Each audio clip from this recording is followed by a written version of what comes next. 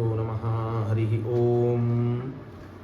ಪ್ರಣಮ್ಯ ಚರಣಾಂಭೋಜಯುಗಲಂ ಕಮಲಾಪತೇಃ ಪ್ರಮಾಣಪದ್ಧತಿಂ ಕುರ್ಮಃ ಬಾಲಾನಾಂ ಬೋಧಸಿದ್ಧಯೇ. ಯಸ್ಯ ವಾಕ್ ಕಾಮಧೇನುರ್ನಃ ಕಾಮಿತಾರ್ಥಾನ್ ಪ್ರಯಚ್ಛತಿ ಸೇವೇತಂ ಜಯಯೋಗೀಂದ್ರಂ ಕಾಮಬಾಣಚ್ಛಿದಂ ಸದಾ. ಆಪಾದಮೌಲಿಪರ್ಯಂತಂ ಗುರುಣಾಂ ಆಕೃತಿಂ ಸ್ಮರೇತ ತೇನ ವಿಘ್ನಾಃ ಪ್ರಣಶ್ಯಂತಿ ಸಿದ್ಧ್ಯಂತಿ ಚ ಮನೋರಥಾಃ. ಶ್ರೀಗುರುಭ್ಯೋ ನಮಃ ಹರಿ ಓಂ. ಯೋ ಧರ್ಮಃ ಲಕ್ಷ್ಯೇ ವ್ಯಾಪ್ತ್ಯಾ ವರ್ತತೆ ನ ವರ್ತತೆ ಚ ಅನ್ಯತ್ರ ಸಹ ಧರ್ಮಃ ಲಕ್ಷಣಂ ಇತ್ಯುಚ್ಯತೆ ಎನ್ನುವ ವಾಕ್ಯ ನಿನ್ನೆ ನಾವು ಅರ್ಥ ಮಾಡಿಕೊಂಡ್ವಿ. ಏನು ಹೇಳ್ತಾ ಇದ್ದಾರೆ ಅಂತಂದರೆ ಲಕ್ಷಣದ ಸ್ವರೂಪವನ್ನು ಹೇಳ್ತಾ ಇದ್ದಾರೆ. ಲಕ್ಷಣ ಅಂತಂದರೆ ಅಸಾಧಾರಣ ಧರ್ಮ. ಅಸಾಧಾರಣ ಧರ್ಮ ಇದು ಲಕ್ಷಣ. ಅದರ ಸ್ವರೂಪವನ್ನು ಇಲ್ಲಿ ಹೇಳಿದ್ದಾರೆ ಈ ರೀತಿಯಲ್ಲಿ. ಹೇಗಿರಬೇಕು ಲಕ್ಷಣ ಅಂತಂದರೆ ಏನು? ಒಂದು ವಸ್ತುವಿನ ಜ್ಞಾನ ಮಾಡಿಕೊಡುವುದಕ್ಕೆ ಆ ವಸ್ತುವಿನಲ್ಲಿರುವ ಅಸಾಧಾರಣ ಧರ್ಮ. ಗೋ ಅಂದರೆ ಯಾವುದು? ಅದರಲ್ಲಿ ಆ ಗೋವಿನಲ್ಲಿರುವ ಅಸಾಧಾರಣ ಧರ್ಮದ ಜ್ಞಾನವಾಯಿತಂದರೆ ಹಾಗಾದರೆ ಈ ಧರ್ಮವನ್ನು ಪಡೆದದ್ದೇ ಗೋ. ಆ ವಸ್ತುವಿನ ಜ್ಞಾನವಾಯಿತು ನಮಗೆ. ಹಾಗೆ ನಾರಾಯಣ ಅಂದರೆ ಯಾರು? ಪರಮಾತ್ಮ ಅಂದರೆ ಯಾರು? ಅವನ ಒಂದು ಲಕ್ಷಣ, ಅವನಲ್ಲಿರುವ ಅಸಾಧಾರಣ ಧರ್ಮ. ಅದರ ಜ್ಞಾನವಾದಾಗ ಆ ನಾರಾಯಣನೆಂಬ ವಸ್ತುವಿನ ಜ್ಞಾನ ನಮಗಾಗುತ್ತೆ. ಹೀಗೆ ಪ್ರತಿಯೊಂದು ವಸ್ತುವಿನ ಜ್ಞಾನವಾಗಬೇಕು ಅಂತಂದರೆ ಅದರಲ್ಲಿರುವ ಅಸಾಧಾರಣ ಧರ್ಮಜ್ಞಾನ ನಮಗೆ ಆಗಬೇಕು. ಇದೇ ಲಕ್ಷಣ ಅಲ್ವಾ? ಅಸಾಧಾರಣ ಧರ್ಮ ಅಂತ ಯಾವಾಗತ್ತೆ? ಸಾಧಾರಣ ಅಂದರೆ ಏನು? ಸಾಧಾರಣ ಅಂತಂದರೆ ಕಾಮನ್ ಆದ, ಇಲ್ಲಿಯೂ ಇದೆ ಅವೇ ಅದಾಯಿತು, ದೋಷ ಆಯಿತು. ಕರೆಕ್ಟ್ ನೀವು ಹೇಳಿ, ಸರಿ ಹೇಳ್ತಾ ಇದ್ದೀರಿ. ಸಾಧಾರಣ ಅಂದರೆ ಮನುಷ್ಯತ್ವ ಎಲ್ಲಿದೆ ರೀ? ಮನುಷ್ಯರಲ್ಲಿ ಇದೆ. ಅಂದ್ರೇನು? ಬ್ರಾಹ್ಮಣನಲ್ಲಿಯೂ ಮನುಷ್ಯತ್ವವಿದೆ, ಸಾವಿರಾರು ಬ್ರಾಹ್ಮಣರಲ್ಲಿ ಮನುಷ್ಯತ್ವವಿದೆ, ಇತರರಲ್ಲಿಯೂ ಮನುಷ್ಯತ್ವವಿದೆ. ಹಾಗಾದರೆ ಮನುಷ್ಯ ಸಾಧಾರಣವಾಯಿತು ಅಂದರೆ ಎಲ್ಲ ಮನುಷ್ಯರಲ್ಲಿಯೂ ಕಾಮನ್ ಆಗಿ ಮನುಷ್ಯತ್ವವಿದೆ. ಬರೀ ಬ್ರಾಹ್ಮಣರಲ್ಲಿದೆಯಾ? ಇಲ್ಲ, ಮನುಷ್ಯತ್ವ ಎಲ್ಲರಲ್ಲಿಯೂ ಇದೆ. ಬ್ರಾಹ್ಮಣತ್ವ ಬ್ರಾಹ್ಮಣರಲ್ಲಿ ಮಾತ್ರ ಇದೆ. ಹಾಗಾದರೆ ಆ ಬ್ರಾಹ್ಮಣತ್ವ ಎಂಬ ಧರ್ಮ ಏನಾಯಿತು? ಬ್ರಾಹ್ಮಣರಲ್ಲಿಯೇ ಇರುವ ಅಸಾಧಾರಣ ಧರ್ಮವಾಯಿತದು. ಎಲ್ಲರಲ್ಲಿ ಸಾಧಾರಣವಾಗಲಿಲ್ಲ, ಕಾಮನ್ ಆಗಲಿಲ್ಲ, ಅಸಾಧಾರಣವಾದ ಧರ್ಮ ಅಂತಾಯಿತು. ಈಗ ನೋಡಿ, ಮನುಷ್ಯತ್ವ ಅನ್ನೋದು ಅಸಾಧಾರಣವಾಗತ್ತೆ. ಮನುಷ್ಯತ್ವ ಎಂಬ ಧರ್ಮ. ಈ ಧರ್ಮ ಬ್ರಾಹ್ಮಣತ್ವ ಎಂಬ ಧರ್ಮವನ್ನಿಟ್ಟುಕೊಂಡಾಗ ಏನಾಯಿತು? ಬ್ರಾಹ್ಮಣತ್ವಕ್ಕಿಂತ ಅಸಾಧಾರಣವಾಯಿತು. ಮನುಷ್ಯತ್ವಕ್ಕಿಂತ ಬ್ರಾಹ್ಮಣತ್ವವೆಂಬ ಧರ್ಮ ಬ್ರಾಹ್ಮಣರಲ್ಲಿ ಅಸಾಧಾರಣವಾಯಿತು. ಯಾಕೆ? ಬ್ರಾಹ್ಮಣರಲ್ಲಿ ಮನುಷ್ಯತ್ವವಿದ್ದು ಬೇರೆಯವರಲ್ಲಿಯೂ ಇದೆ, ಆದರೆ ಬ್ರಾಹ್ಮಣತ್ವ ಎಂಬ ಧರ್ಮ ಬ್ರಾಹ್ಮಣರಲ್ಲಿ ಮಾತ್ರ. ಏವಂಚ ಬ್ರಾಹ್ಮಣತ್ವ ಎಂಬ ಧರ್ಮ ಇದು ಮನುಷ್ಯತ್ವಕ್ಕಿಂತಲೂ ಅಸಾಧಾರಣವಾದ ಧರ್ಮವಾಯಿತು ಬ್ರಾಹ್ಮಣರಲ್ಲಿ, ಅಲ್ವಾ? ಹೀಗೆ ಮನುಷ್ಯತ್ವವನ್ನು ನಾವು ಅಸಾಧಾರಣ ಅಂತ ಮಾಡಿಕೊಳ್ಳಬಹುದು. ಹೇಗೆ ಅಂತಂದರೆ ಮನುಷ್ಯತ್ವ ಎಲ್ಲಿದೆ? ಮನುಷ್ಯರಲ್ಲಿ ಮಾತ್ರ ಇದೆ. ಪಶುಗಳಲ್ಲಿ ಮನುಷ್ಯತ್ವವಿದೆಯಾ? ಅಂದಮೇಲೆ ಪಶುತ್ವವೆಂಬ ಧರ್ಮ ಬೇರೆ ಕಡೆ ಇದೆ. ಪ್ರಾಣಿತ್ವ ಎಲ್ಲಿದೆ ರೀ? ಪ್ರಾಣಿಗಳಲ್ಲಿದೆ. ಮನುಷ್ಯರು ಪ್ರಾಣಿಗಳೇ ತಾನೇ? ಮನುಷ್ಯರು ಪ್ರಾಣಿಗಳು ಹೌದೋ ಅಲ್ವೋ? ಯಾಕೆ? ಮನುಷ್ಯರನ್ನು ಪ್ರಾಣಿಗಳು ಅಂತ ನಾವು ಅನ್ನಲ್ಲ. ಆ ಹಸುವನ್ನು ಇನ್ನೊಂದು ಪ್ರಾಣಿ ಏನೋ ನೋಡ್ತೇವೆ, ಅದಕ್ಕೆ ನಾವು ಪ್ರಾಣಿ ಅಂತ ಕರಿತೇವೆ. ಆದರೆ ಪ್ರಾಣ ಉಳ್ಳವನು ಪ್ರಾಣಿ. ನಮಗೆ ಪ್ರಾಣ ಇಲ್ವಾ? ಅಂದರೆ ನಾವು ಪ್ರಾಣಿಗಳೇ. ಅದಕ್ಕೆ ನಾವು ಪರ್ಟಿಕ್ಯುಲರ್ ಆಗಿ ಪ್ರಾಣಿ ಅಂತ ವ್ಯವಹಾರ ಮಾಡಿದ್ದೇವೆ ಅಷ್ಟೇ. ಆದರೆ ಪ್ರಾಣಿ ನಾವು ಹೌದು, ಪ್ರಾಣಿಗಳು ಅವುಗಳು ಹೌದು. ಹಾಗಾದರೆ ಪ್ರಾಣಿತ್ವ ಎಲ್ಲಿದೆ? ಎಲ್ಲರಲ್ಲೂ ಅಂದ್ರೇನು? ಮನುಷ್ಯರಲ್ಲೂ ಇದೆ, ಹಸು ಮುಂತಾದವುಗಳಲ್ಲಿಯೂ ಪ್ರಾಣಿತ್ವವಿದೆ, ಅಲ್ವಾ? ಹಾಗಾಗಿ ಪ್ರಾಣಿತ್ವವಿದು ಮನುಷ್ಯರಲ್ಲಿ ಮಾತ್ರ ಅಸಾಧಾರಣವಾದ ಧರ್ಮವಲ್ಲ, ಬೇರೆ ಕಡೆಗೂ ಇದೆ, ಬೇರೆ ಕಡೆಗೂ ಸಾಧಾರಣವಾಗಿದೆ. ಎಲ್ಲ ಪ್ರಾಣಿಗಳಲ್ಲಿ ಸಾಧಾರಣವಾಯಿತು ಪ್ರಾಣಿತ್ವ, ಆದರೆ ಮನುಷ್ಯರಲ್ಲಿ ಮಾತ್ರ ಇರುವ ಅಸಾಧಾರಣ ಧರ್ಮವದು. ಹಾಗಾದರೆ ಬ್ರಾಹ್ಮಣತ್ವ ಒಂದು ಕಡೆಗೆ ಅಸಾಧಾರಣ ಧರ್ಮವಾಯಿತು, ಮನುಷ್ಯತ್ವ ಎಲ್ಲ ಮನುಷ್ಯರಲ್ಲಿಯೂ ಸಾಧಾರಣ ಅಂತಾಯಿತು ಬ್ರಾಹ್ಮಣತ್ವವನ್ನು ಇಟ್ಕೊಂಡಾಗ. ಮನುಷ್ಯತ್ವ ಅಂತೇ ಇಟ್ಕೊಂಡ್ರೆ ಮನುಷ್ಯತ್ವವು ಅಸಾಧಾರಣ ಅಂತ ಆಗ್ತಾ ಇದೆ. ಹೇಗೆ? ಕೇವಲ ಮನುಷ್ಯರಲ್ಲಿ ಮಾತ್ರ ಇದೆ. ಪ್ರಾಣಿತ್ವ ಮನುಷ್ಯರಲ್ಲಿಯೂ ಇದೆ, ಬೇರೆ ಪ್ರಾಣಿಗಳಲ್ಲಿಯೂ ಇದೆ. ಹೀಗೆ ಅಸಾಧಾರಣ ಅಂದರೆ ಏನು ಗೊತ್ತಾಯ್ತಲ್ಲ? ಸಾಧಾರಣವಲ್ಲದ, ಕಾಮನ್ ಆಗದಿರುವ ಅಸಾಧಾರಣ ಧರ್ಮ ಅಂದರೆ ಅಷ್ಟರಲ್ಲಿ ಮಾತ್ರ ಇರುವಂತಹ ಧರ್ಮ ಅಂತ. ಹೀಗೆ ಲಕ್ಷಣ ಅಂದರೆ ಇಷ್ಟರ್ಥ. ಏನು? ಅಸಾಧಾರಣ ಧರ್ಮ, ಆಯಾ ವಸ್ತುವಿನ ಅಸಾಧಾರಣ. ಮನುಷ್ಯರ ಅಸಾಧಾರಣ ಧರ್ಮ ಮನುಷ್ಯತ್ವ. ಗೋವಿನ ಅಸಾಧಾರಣ ಧರ್ಮ ಗೋತ್ವ ಒಂದು, ಸಾಸ್ನಾದಿಮತ್ವ ಎರಡು. ಈ ಥರ ಅನೇಕ ಇದೆ. ಹೀಗೆ ಗೋವಿನಲ್ಲಿ ಮಾತ್ರ ಇರುವ ಅಸಾಧಾರಣವಾದ ಧರ್ಮಗಳಿವು. ಆ ಧರ್ಮವೇ ಲಕ್ಷಣ. ಅದರ ಜ್ಞಾನ ಮಾಡಿಕೊಳ್ಳುವುದರಿಂದ ಏನಾಗುತ್ತೆ? ಆ ವಸ್ತುವಿನ ಅಂದರೆ ಲಕ್ಷ್ಯದ ಜ್ಞಾನ ನಮಗಾಗ್ತದೆ. ಅದೇ ಪ್ರಯೋಜನ, ಲಕ್ಷಣ ಜ್ಞಾನದ ಪ್ರಯೋಜನ. ಅರ್ಥವಾಯ್ತಾ? ಲಕ್ಷಣದ ಪ್ರಯೋಜನವಲ್ಲ. ಅರ್ಥ ಮಾಡಿಕೊಳ್ಳ್ರಿ, ಲಕ್ಷಣದ ಪ್ರಯೋಜನವಲ್ಲ. ಲಕ್ಷಣ ಇದ್ದೇ ಇರುತ್ತೆ. ಗೋತ್ವ ಎಲ್ಲಿದೆ? ಗೋವಿನಲ್ಲಿದೆ. ಗೋವು ಕೊಠಡಿಯಲ್ಲಿ, ಅಲ್ಲಿ ಗೋಶಾಲೆಯಲ್ಲಿ ಗೋ ಇದೆ. ಗೋ ಅಲ್ಲಿದೆ, ಗೋತ್ವ ಅದರಲ್ಲಿ ಧರ್ಮವಿದೆ. ಅದು ಇದ್ದ ಮಾತ್ರಕ್ಕೆ ನಮಗೆ ಗೋವಿನ ಜ್ಞಾನವಾಗಬೇಕಾಗಿಲ್ಲ. ಗೋತ್ವ ಅಲ್ಲಿ ಏನಿದೆಯಲ್ಲ ಅದರ ಜ್ಞಾನ ನಮಗಾಗಬೇಕು. ಗೋತ್ವ ಜ್ಞಾನ ನಮಗಾದಾಗ ಆ ಜ್ಞಾನದಿಂದ ಒಂದು ಪ್ರಯೋಜನ ಬರುತ್ತೆ. ಏನದು? ಗೋವಿನ ಜ್ಞಾನ, ಲಕ್ಷಣ ಜ್ಞಾನ. ಹಾಗಾದರೆ ಲಕ್ಷಣದ ಜ್ಞಾನದಿಂದ ಬರುವುದು ಲಕ್ಷ್ಯ ಜ್ಞಾನ ಹೊರತು ಲಕ್ಷಣದಿಂದ ಲಕ್ಷ್ಯ ಜ್ಞಾನವಲ್ಲ. ಜ್ಞಾನದಿಂದ ಜ್ಞಾನ ಹುಟ್ಟುವಂಥದ್ದು. ಇಷ್ಟು ನಾವು ಸರಿಯಾಗಿ ಅರ್ಥ ಮಾಡ್ಕೊಳ್ಬೇಕು. ಹಾಗಾದರೆ ಅಸಾಧಾರಣ ಧರ್ಮವೇ ಇದು ಲಕ್ಷಣ. ಅಸಾಧಾರಣ ಧರ್ಮ ಅಂತ ಯಾವುದಕ್ಕೆ ಕರೀತಾರೆ? ಯಾವುದಾಗತ್ತೆ ಅನ್ಲಿಕ್ಕೆ ಆ ಧರ್ಮ ಇದು ಅಸಾಧಾರಣವಾಗಬೇಕು ಅಂದರೆ ಲಕ್ಷಣ ಅಂತ ಕರೆಸಿಕೊಳ್ಳಬೇಕು ಅಂತಂದರೆ ಇಷ್ಟೆಲ್ಲ ನಿಯಮಗಳಿರಬೇಕು. ಲಕ್ಷ್ಯದಲ್ಲಿ ಇರಬೇಕು, ಲಕ್ಷ್ಯದಲ್ಲಿ ವ್ಯಾಪಿಸಿ ಇರಬೇಕು. ನಿನ್ನೆ ನಾವು ಕೇಳಿದಂತೆ ಲಕ್ಷ್ಯದಲ್ಲಿಯೂ ಇದ್ದು ಅಲಕ್ಷ್ಯದಲ್ಲಿಯೂ ಇದೆ ಅಂತ ಆಗಿರಬಾರದು. ಲಕ್ಷ್ಯದಿಂದ ಭಿನ್ನವಾದ ವಸ್ತುಗಳಲ್ಲಿ ಇರಬಾರದು. ಅಂತಹ ಯಾವ ಧರ್ಮವೋ ಅದು ಆ ಲಕ್ಷ್ಯದಲ್ಲಿ ವಸ್ತುವಿನಲ್ಲಿರುವ ಅಸಾಧಾರಣ ಧರ್ಮ ಅಂತ ಕರೆಸಿಕೊಳ್ಳದು. ಅದೇನೇ ಲಕ್ಷಣ ಅಂತೂ ಕರೆಸಿಕೊಳ್ಳದು. ಅಂತಹ ಲಕ್ಷಣದ ಅಸಾಧಾರಣ ಧರ್ಮದ ಜ್ಞಾನದಿಂದ ಆ ವಸ್ತುವಿನ ಆ ಲಕ್ಷಣವನ್ನು ಪಡೆದ, ಆ ಲಕ್ಷಣಕ್ಕೆ ಆಶ್ರಯವಾದ ಅಂದರೆ ಗೋತ್ವವೆಂಬ ಅಸಾಧಾರಣ ಧರ್ಮ ಲಕ್ಷಣ ಏನಿದೆಯೋ ಅದಕ್ಕೆ ಆಶ್ರಯ ಆಧಾರವಾದ ಗೋ ಎಂಬ ಲಕ್ಷ್ಯ ವಸ್ತು, ಅದರ ಜ್ಞಾನ ನಮಗಾಗ್ತದೆ. ಆದ್ದರಿಂದ ಇದೇ ಲಕ್ಷಣ ಜ್ಞಾನದ ಪ್ರಯೋಜನ ಅಂತ ನಾವು ನಿನ್ನೆ ಕೇಳಿದ್ವಿ. ಇದರ ಉದಾಹರಣೆಯನ್ನು ಕೊಟ್ಟು ಇದನ್ನು ಸಮರ್ಥನೆ ಮಾಡ್ತಾರೆ ಟೀಕಾಕೃತ್ಪಾದರು. ಏನು ಅಂತಂದರೆ ನೋಡಿ, ಯಾವುದು ಲಕ್ಷಣ ಅಂತನ್ನುವುದನ್ನು ಹೇಳ್ತಾರೆ. ಒಂದು ಉದಾಹರಣೆಯನ್ನು ಇಟ್ಕೊಂಡು ಹೇಳ್ತಾರೆ. ಯಥಾ ಗೋಹೋ ಸಾಸ್ನಾದಿಮತ್ವಂ. ಯಾವುದ್ರಿ? ಹಿಂದೆ ಏನು ಹೇಳಿದರು ಅಂತಂದರೆ ಯೋ ಧರ್ಮ ಲಕ್ಷ್ಯೇ ವ್ಯಾಪ್ತ್ಯಾವರ್ತತೆ ನವರ್ತತೆ ಚ ಅನ್ಯತ್ರ ಸಹ ಧರ್ಮ ಲಕ್ಷಣಂ ಇತ್ಯುಚ್ಯತೆ. ಎಲ್ಲ ವಿಷಯ ಗೊತ್ತಾಯ್ತಲ್ಲ, ಕಲ್ಪನೆ ಬಂತು. ಹಾಗಾದರೆ ಅಂತಹ ಧರ್ಮವೇ ಲಕ್ಷಣ ಅಂತ ಕರೆಸಿಕೊಳ್ಳತ್ತೆ. ಯಾವುದ್ರಿ ಅದು? ಒಂದು ಉದಾಹರಣೆ ಕೊಡ್ತೀರಾ ಅಂತಹ ಧರ್ಮವನ್ನು ಇಟ್ಟುಕೊಂಡು? ನಿನ್ನೆ ನಾವು ನೋಡಿದ್ದೀವಿ, ಈ ಉದಾಹರಣೆಯನ್ನು ನೋಡಿದ್ದೀವಿ. ಟೀಕಾಕೃತ್ಪಾದರು ಹೇಳಿದ್ದೆ ನಾವು ನಿನ್ನೆ ತಿಳಿದುಕೊಂಡ್ವಿ. ಹಾಗಾದರೆ ಲಕ್ಷಣವಲ್ಲದ ಧರ್ಮಗಳು ಯಾವುವು? ಅವ್ಯಾಪ್ತಿ ದೋಷ ಉಳ್ಳದ್ದು, ಅತಿವ್ಯಾಪ್ತಿ ದೋಷ ಉಳ್ಳದ್ದು, ಅಸಂಭವ ಎಂಬ ದೋಷ ಉಳ್ಳ ಧರ್ಮಗಳೇನಿವೆ ಅವು ಲಕ್ಷಣವಾಗುವುದಿಲ್ಲ. ಹಾಗಾದರೆ ಲಕ್ಷಣವಾಗುವ ಧರ್ಮ ಯಾವುದು? ಲಕ್ಷಣ ಅಂತ ಕರೆಸಿಕೊಳ್ಳುವ ಅಸಾಧಾರಣ ಧರ್ಮ ಅಂತ ಏನಿದೆಯಲ್ಲ, ಇದು ಮೂರೂ ದೋಷಗಳಿಂದ ದೂರವಾದ ಧರ್ಮ ಅಂತಂತೀರಲ್ಲ, ಲಕ್ಷಣ ಅಂತಂತೀರಲ್ಲ, ಅದಕ್ಕೆ ಉದಾಹರಣೆ ಕೊಡಿ ಅಂತಂದಾಗ ಟೀಕಾಕೃತ್ಪಾದರೆ ಉದಾಹರಣೆ ಕೊಡ್ತಾ ಇದ್ದಾರೆ. ಒಂದು ಉದಾಹರಣೆ ಕೊಡ್ತಾರೆ. ಏನು? ಯಥಾ ಗೋಹೋ ಸಾಸ್ನಾದಿಮತ್ವಂ. ಯಥಾ ಅಂತಂದರೆ ಯಾವ ರೀತಿಯಾಗಿ, ಯಥಾ ಅಂತಂದರೆ ಉದಾಹರಣೆ ಕೊಡಬೇಕಾದಾಗ ಈ ರೀತಿಯಾಗಿ ಯಥಾ ಶಬ್ದ ಪ್ರಯೋಗ ಮಾಡ್ತಾರೆ. ಗೊತ್ತಾಯ್ತಾ? ಯಾವ ರೀತಿಯಾಗಿ ಅಂತಂದರೆ ಗೋಹೋ ಸಾಸ್ನಾದಿಮತ್ವಂ.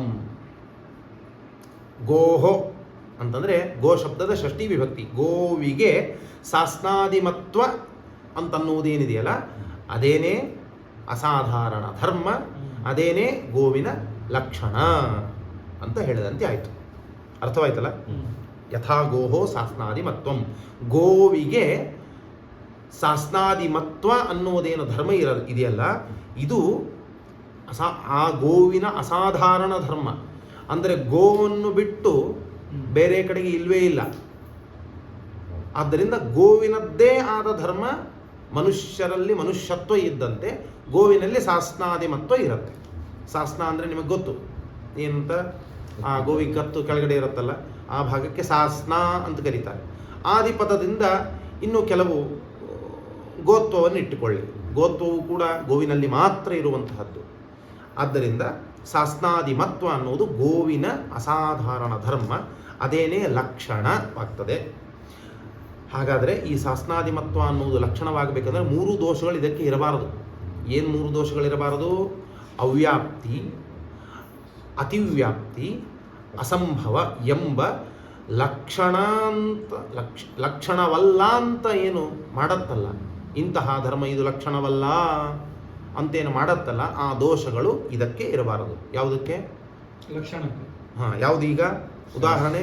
ಸಾಸ್ನಾದಿಮತ್ವ ಅನ್ನುವುದೇನು ಗೋವಿನ ಲಕ್ಷಣ ಅಂತ ಹೇಳ್ತಾ ಇದ್ದೀರಿ, ಉದಾಹರಣೆಯನ್ನು ಕೊಟ್ಟು ಇದಕ್ಕೆ 3 ದೋಷ ಇರಬಾರದು. ಯಾಕೆ ನೋಡಿ ನೋಡಿ, ಅವರೇ ಹೇಳ್ತಾರೆ ದೋಷಗಳಿಲ್ಲ ಅನ್ನುವ ಮಾತನ್ನು ಅವರೇ ಹೇಳ್ತಾರೆ. ಏನಂತ? ತದ್ಧಿ ತತ್ ಹಿ. ತತ್ ಅಂದರೆ ಅದು, ತತ್ ಶಬ್ದ, ತತ್ ಅಂದರೆ ಅದು, ತದ್ಧಿ ಅದು, ಅದಾದರೋ ಗೋಷು ಸರ್ವತ್ರ ಅಸ್ತಿ.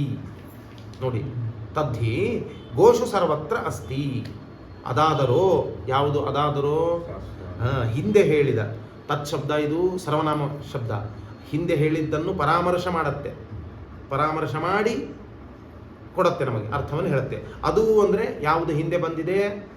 ಗೋಹೋ ಸಾಸ್ನಾದಿಮತ್ವಂ ಅನ್ನುವುದು ಹೇಳಿದ್ದಾರೆ. ಅದಾದರೋ ಆ ಗೋವಿಗೆ ಸಾಸ್ನಾದಿಮತ್ವ ಅನ್ನುವ ಧರ್ಮ ಏನಿದೆಯಲ್ಲ, ಅದು ಗೋಷು ಸರ್ವತ್ರ ಅಸ್ತಿ.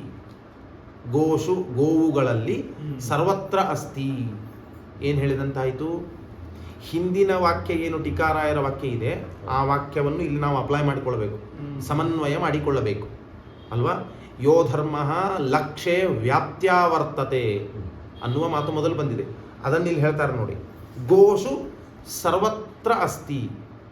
ಅಸ್ತಿ ಅನ್ನುವುದರಿಂದ ಹಿಂದೆ ಹೇಳಿದ ವರ್ತತೆ ಎಂಬ ಮಾತು ಬಂತು. ವ್ಯಾಪ್ತ್ಯ ಅಂತನ್ನುವ ಮಾತಿನಿಂದ ಸರ್ವತ್ರ, ಎಲ್ಲ ಗೋವುಗಳಲ್ಲಿಯೂ ಅಸ್ತಿ, ವ್ಯಾಪ್ತ್ಯ ವರ್ತತೆ ಅಲ್ವಾ? ಯೋ ಧರ್ಮ ಅನ್ನುವುದರಿಂದ ತದ್ಧಿ, ಆ ಧರ್ಮವು, ಸಾಸ್ನಾದಿಮತ್ವವೆಂಬ ಧರ್ಮವು, ಯೋ ಧರ್ಮ ಗೋಷು ಸರ್ವತ್ರ ಅಸ್ತಿ. ಗೋಷು ಲಕ್ಷ್ಯೇ, ಹಿಂದಿನ ಮಾತು, ಲಕ್ಷ್ಯೇ ವ್ಯಾಪ್ತ್ಯಾವರ್ತತೆ. ಗೋಷು ಲಕ್ಷವಾದ ಗೋವುಗಳಲ್ಲಿ ಸರ್ವತ್ರ ಅಸ್ತಿ, ವ್ಯಾಪ್ತ್ಯಾವರ್ತತೆ, ಎಲ್ಲ ಗೋವುಗಳಲ್ಲಿಯೂ ಇದೆ. ಮುಂದೆ ನೋಡಿ, ಹಿಂದಿನ ವಾಕ್ಯದಲ್ಲಿ ಏನಿದೆ? ಇನ್ನೊಂದು ಅಂಶ, ನವರ್ತತೆ ಚ ಅನ್ಯತ್ರ, ಅಂದರೆ ಅನ್ಯತ್ರ ನವರ್ತತೆ. ಅನ್ಯತ್ರ ಅಂದ್ರೇನು? ಬೇರೆ ಕಡೆಗೆ. ಬೇರೆ ಕಡೆಗೆ ಅಂದ್ರೇನು? ಲಕ್ಷ್ಯವನ್ನು ಬಿಟ್ಟು ಬೇರೆ ಕಡೆಗೆ, ಅಲಕ್ಷ್ಯದಲ್ಲಿ ನವರ್ತತೆ, ಇರಬಾರದು, ಇರುವುದಿಲ್ಲ. ಆ ಮಾತನ್ನು ಇಲ್ಲಿ ಹೇಳ್ತಾರೆ. ನಾಸ್ತಿ ಚ ಅಗೋಷು, ನಾಸ್ತಿ ಚ ಅಗೋಷು ಅಂದರೆ ಅಗೋಷು ನಾಸ್ತಿ ಚ, ಎಲ್ಲ ಗೋವುಗಳಲ್ಲಿಯೂ ಇದೆ. ಅಷ್ಟೇ ಅಲ್ಲ, ಅಗೋಗಳಲ್ಲಿ, ಅಗೋ ಅಂದ್ರೇನು? ಗೋ ಭಿನ್ನ ವಸ್ತುಗಳು ಅಂದರೆ ಲಕ್ಷ ಭಿನ್ನವಾದ ವಸ್ತು ಅಂತ ಅಭಿಪ್ರಾಯ. ಅನ್ಯತ್ರ ಅನ್ನೋ ಶಬ್ದ ಅಗೋಷು ಅಂತ ಹೇಳ್ತಾ ಇದ್ದಾರೆ. ಹಿಂದಿನ ವಾಕ್ಯದಲ್ಲಿ ಅನ್ಯತ್ರ ಅಂತಂದ್ರು, ನವರ್ತತೆ ಚ ಅನ್ಯತ್ರ. ಇಲ್ಲಿ ಉದಾಹರಣೆಯಲ್ಲಿ ಅಗೋಷು ನಾಸ್ತಿ ಚ, ನವರ್ತತೆ ನಾಸ್ತಿ ಅಂದರೆ ಲಕ್ಷದಿಂದ ಭಿನ್ನವಾದ ಯಾವ ವಸ್ತುಗಳಿವೆ ಅಲ್ಲ, ಗೋ ಭಿನ್ನವಾದ ವಸ್ತು ಅಂತ ಅರ್ಥ. ಈಗ ಲಕ್ಷ್ಯ ಯಾವುದು? ಉದಾಹರಣೆಯಲ್ಲಿ ಗೋಗಳು ಲಕ್ಷ್ಯ. ಅಗೋಗಳು ಅಂದರೆ ಅಲಕ್ಷ್ಯವಾದ ಎಲ್ಲ ಪದಾರ್ಥಗಳು, ಅಲ್ಲಿ ಎಲ್ಲೂ ಇಲ್ಲ. ನಾಸ್ತಿ ಚ ಯಾವುದು? ಸಾಸ್ನಾದಿಮತ್ವ ಎಂಬ ಧರ್ಮ. ತದ್ಧಿ, ಆ ಧರ್ಮವು ಬೇರೆ ಕಡೆ ಇಲ್ವೇ ಇಲ್ಲ. ಆದ್ದರಿಂದ ಸಹ ಧರ್ಮ ಲಕ್ಷಣಂ ಇತ್ಯುಚ್ಯತೆ, ಈ ಧರ್ಮವೇ ಲಕ್ಷಣ ಅಂತ ಕರೆಸಿಕೊಳ್ಳುತ್ತೆ. ಅಂದ್ರೆ ಏನಾಯ್ತು? ಅಸಾಧಾರಣ ಧರ್ಮ ಅಂತ ಕರೆಸಿಕೊಳ್ಳುತ್ತೆ ಅಲ್ವಾ? ಈ ಸಾಸ್ನಾದಿಮತ್ವವೆಂಬ ಅಸಾಧಾರಣ ಧರ್ಮದ ಜ್ಞಾನದಿಂದ, ಅಂದರೆ ಲಕ್ಷಣ ಜ್ಞಾನದಿಂದ ನಮಗೇನು ಲಾಭವಾಗ್ತದೆ? ಲಕ್ಷವಾದ ಗೋಗಳ ಜ್ಞಾನ ನಮಗಾಗ್ತದೆ. ಲಕ್ಷವಾದ ಯಾವ ಗೋಗಳಿವೆಯಲ್ಲ ಅವುಗಳನ್ನು ತಿಳಿದುಕೊಳ್ಳಲು ನಮಗೆ ಸಾಧ್ಯವಾಗ್ತದೆ ಅಲ್ವಾ. ಹಾಗಾದರೆ ಏನು ಹೇಳಿದಂತೆ ಆಯ್ತು. ಈಗ ಗೋವುಗಳಲ್ಲಿ ಇದೆ ಅನ್ನುವುದರಿಂದ ಯಾವ ದೋಷ ಪರಿಹಾರವಾಯಿತು? ಗೋವುಗಳಲ್ಲಿ ಇದೆ ಅನ್ನುವುದರಿಂದ ಲಕ್ಷೇ ವರ್ತತೆ ಅನ್ನುವ ಮಾತಿನಿಂದ ಯಾವ ದೋಷ ಪರಿಹಾರ ಆಯಿತು? 3 ದೋಷಗಳಲ್ಲಿ ಅವ್ಯಾಪ್ತಿ, ಅಸಂಭವ, ಅತಿವ್ಯಾಪ್ತಿ. 3 ದೋಷಗಳಿವೆ. ಅವ್ಯಾಪ್ತಿ, ಅಸಂಭವ, ಅತಿವ್ಯಾಪ್ತಿ ಅಂತ 3 ದೋಷಗಳು. 3 ದೋಷಗಳ ಪರಿಹಾರ ಅಲ್ಲ, ಗೋವುಗಳಲ್ಲಿ ಇದೆ ಅನ್ನುವುದರಿಂದ ಅಸಂಭವ ದೋಷ ಪರಿಹಾರ. ಇದೆ ಗೋವುಗಳಲ್ಲಿ ಶಾಸ್ತ್ರಾಧಿಪತ್ವವಿದೆ ಅನ್ನುವುದರಿಂದ ಅದು ಸಂಭಾವಿತವಾಯಿತು. ಅಂದಮೇಲೆ ಅಸಂಭವ ಎಂಬ ದೋಷ ಇಲ್ಲ ಈ ಧರ್ಮಕ್ಕೆ.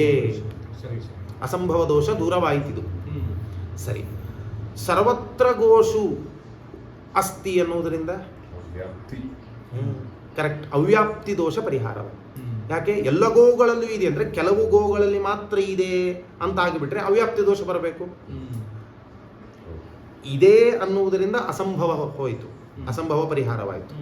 ಸರ್ವತ್ರ ಅಸ್ತಿ ಅನ್ನುವುದರಿಂದ ಗೋವುಗಳಲ್ಲಿ ಎಲ್ಲ ಗೋವುಗಳಲ್ಲಿಯೂ ಈ ಧರ್ಮ ಇದೆ ಅಂತ ಅನ್ನುವುದರಿಂದ ಅವ್ಯಾಪ್ತಿ ಇಲ್ಲ ಅಂತಾಯಿತು.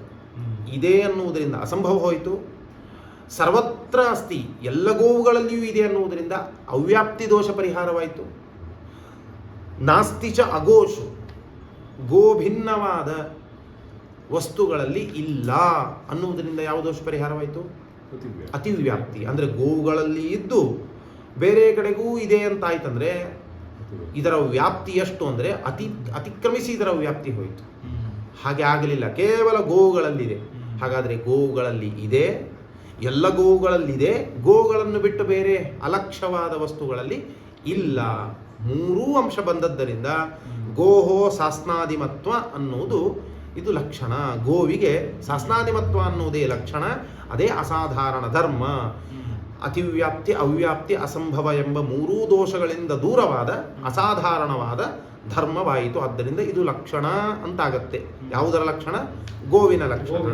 ಹಾಗಾದರೆ ಶಾಸ್ನಾದಿಮತ್ವವೆಂಬ ಧರ್ಮದಿಂದ, ಅಸಾಧಾರಣ ಧರ್ಮದ ಜ್ಞಾನದಿಂದ, ಅಂದರೆ ಲಕ್ಷಣ ಜ್ಞಾನದಿಂದ ನಮಗೆ ಆ ಗೋವುಗಳ ಲಕ್ಷದ ಜ್ಞಾನ ನಮಗೆ ಅನಾಯಾಸವಾಗಿ ಮಾಡಿಕೊಳ್ಳಿಕ್ಕೆ ಸಾಧ್ಯವಾಗ್ತದೆ ಅಂತ ಉದಾಹರಣವನ್ನು ತೋರಿಸಿ ಆ ಮಾತನ್ನು ಸಮರ್ಥನೆ ಮಾಡಿಕೊಟ್ಟರು ಟೀಕಾಕೃತ್ಪಾದ. ಸರ್, ಜಸ್ಟ್ ಒಂದು ಶಾಸ್ತ್ರಾದಿಮತ್ವ ಹಸುಗಳಲ್ಲಿದ್ದು ಬೇರೆ ಕಡೆ ಇಲ್ಲ ಅಂತಂದ್ರೆ ಅದು ಅಸಂಭವ ಅಲ್ವಾ? ಅಲ್ಲ, ಅಸಂಭವ ಅಂದರೆ ಏನು? ಅಸಂಭವ ಅಂದರೆ ಏನು? ಅಲ್ಲಿ ಒಂದೂ ಗೋವಿನಲ್ಲಿ ಇರಬಾರದು ಮನುಷ್ಯತ್ವ. ಇದು ಗೋವಿನ ಲಕ್ಷಣ ಅಂತ ಹೇಳಿದಾಗ ಲಕ್ಷದಲ್ಲಿ ಒಂದರಲ್ಲಿಯೂ ಇರಬಾರದು. ಅಲಕ್ಷ್ಯದಲ್ಲಿ ಇರಬಹುದು, ಅಲಕ್ಷ್ಯದಲ್ಲಿ ಇದೇ ಇರುತ್ತೆ, ಇದೇ ಇರುತ್ತೆ. ಇಲ್ಲಾದ್ರೆ ಆ ಧರ್ಮ ಸುಳ್ಳು ಅಂತ ಆಗ್ಬೇಕಾಗತ್ತೆ. ಸುಳ್ಳು. ನರವಿಷಾಣ. ನರವಿಷಾಣ ಅಂದ್ರೆ ಏನು? ನರ ಅಂದ್ರೆ ಮನುಷ್ಯ, ವಿಷಾಣ ಅಂದ್ರೆ ಕೋಡು. ಮನುಷ್ಯನಿಗೆ ಕೋಡಿದೆಯಾ? ಯಾವುದಾದ್ರೂ ಜಗತ್ತಿನಲ್ಲಿ ಮನುಷ್ಯನಿಗೆ ಕೋಡಿದೆಯಾ? ಇಲ್ಲ. ಅಂದ್ಮೇಲೆ ನರವಿಷಾಣ ಏನಿದು? ಅಸತ್ಯವಾದ ಪದಾರ್ಥ, ಸುಳ್ಳು, ಅಸತ್ಯವಾದ ಪದಾರ್ಥ. ಅದರಂತೆ ಈ ಧರ್ಮವು ಅಸತ್ಯವಾಗಬೇಕಾಗ್ತದೆ. ನರವಿಷಾಣದಂತೆ ಅಸತ್ಯ. ಮೊಲಕ್ಕೆ ಕೋಡಿದೆಯಾ? ಇಲ್ಲ. ಶಶ ವಿಷಾಣ. ಶಶ ಅಂದ್ರೆ ಮೊಲ, ವಿಷಾಣ ಅಂದ್ರೆ ಕೋಡು. ನರವಿಷಾಣ, ಶಶವಿಷಾಣಗಳು ಹೇಗೆ ಅಸತ್ಯವಾದದ್ದು ಜಗತ್ತಿನಲ್ಲಿ, ಹಾಗೆ ಇದು ಕೂಡ ಅಸತ್ಯವಾಗಬೇಕಾಗ್ತದೆ. ಆದ್ದರಿಂದ ಬೇರೆ ಕಡೆಗೆ ವರ್ತತೆ, ಬೇರೆ ಕಡೆಗಿದೆ, ಆದರೆ ಲಕ್ಷ್ಯದಲ್ಲಿ ಇಲ್ಲ. ನಾವು ಯಾವುದನ್ನು ಲಕ್ಷ್ಯ ಅಂತ ಇಟ್ಕೊಂಡಿದ್ದೇವೆ ಅದರಲ್ಲಿ ಒಂದರಲ್ಲಿಯೂ ಇಲ್ಲ, ಬೇರೆ ಕಡೆಗಿದೆ. ಅರ್ಥವಾಯ್ತಲ್ಲ? ಮನುಷ್ಯತ್ವ ಎಂಬ ಧರ್ಮ ಇದು ಗೋವಿನ ಲಕ್ಷಣ ಅಂತ ನಾನು ಹೇಳಲಿಕ್ಕೆ ಬಂದೆ. ಇವಾಗ ಮನುಷ್ಯತ್ವ ಎಂಬ ಧರ್ಮ ಇದೆಯೋ ಇಲ್ವೋ? ಇದೆ. ಎಲ್ಲಿದೆ? ಮನುಷ್ಯರಲ್ಲಿ ಇದೆ. ಅಂದಮೇಲೆ ಶಶವಿಷಾಣ, ನರವಿಷಾಣಗಳಂತೆ ಮನುಷ್ಯನ ಕೋಡು, ಮೊಲದ ಕೋಡುಗಳಂತೆ ಅಸತ್ಯವಲ್ಲ, ಸತ್ಯವಾದ ಒಂದು ವಸ್ತು ಅದು. ಯಾವುದು? ಮನುಷ್ಯತ್ವವೆಂಬ ಧರ್ಮ. ಯಾಕೆ? ಮನುಷ್ಯನಲ್ಲಿದೆ, ವರ್ತತೆ ಅಂತಾಯ್ತು. ಅದರ ಲಕ್ಷ್ಯೇ ವರ್ತತೆ ಅಂತ ಆಗಲಿಲ್ಲ, ಲಕ್ಷ್ಯದಲ್ಲಿ ಇಲ್ಲ. ನಾವು ಯಾವುದನ್ನು ಲಕ್ಷ್ಯ ಅಂತ ಮಾಡಿಕೊಂಡಿದ್ದೇವೆ? ಗೋಗಳನ್ನು ಲಕ್ಷ್ಯವಾಗಿ ಇಟ್ಕೊಂಡಿದ್ದೇವೆ, ಅವುಗಳಲ್ಲಿ ಇಲ್ಲ. ಆದ್ದರಿಂದ ಅದು ಅಸತ್ಯವಲ್ಲ, ಇದೆ.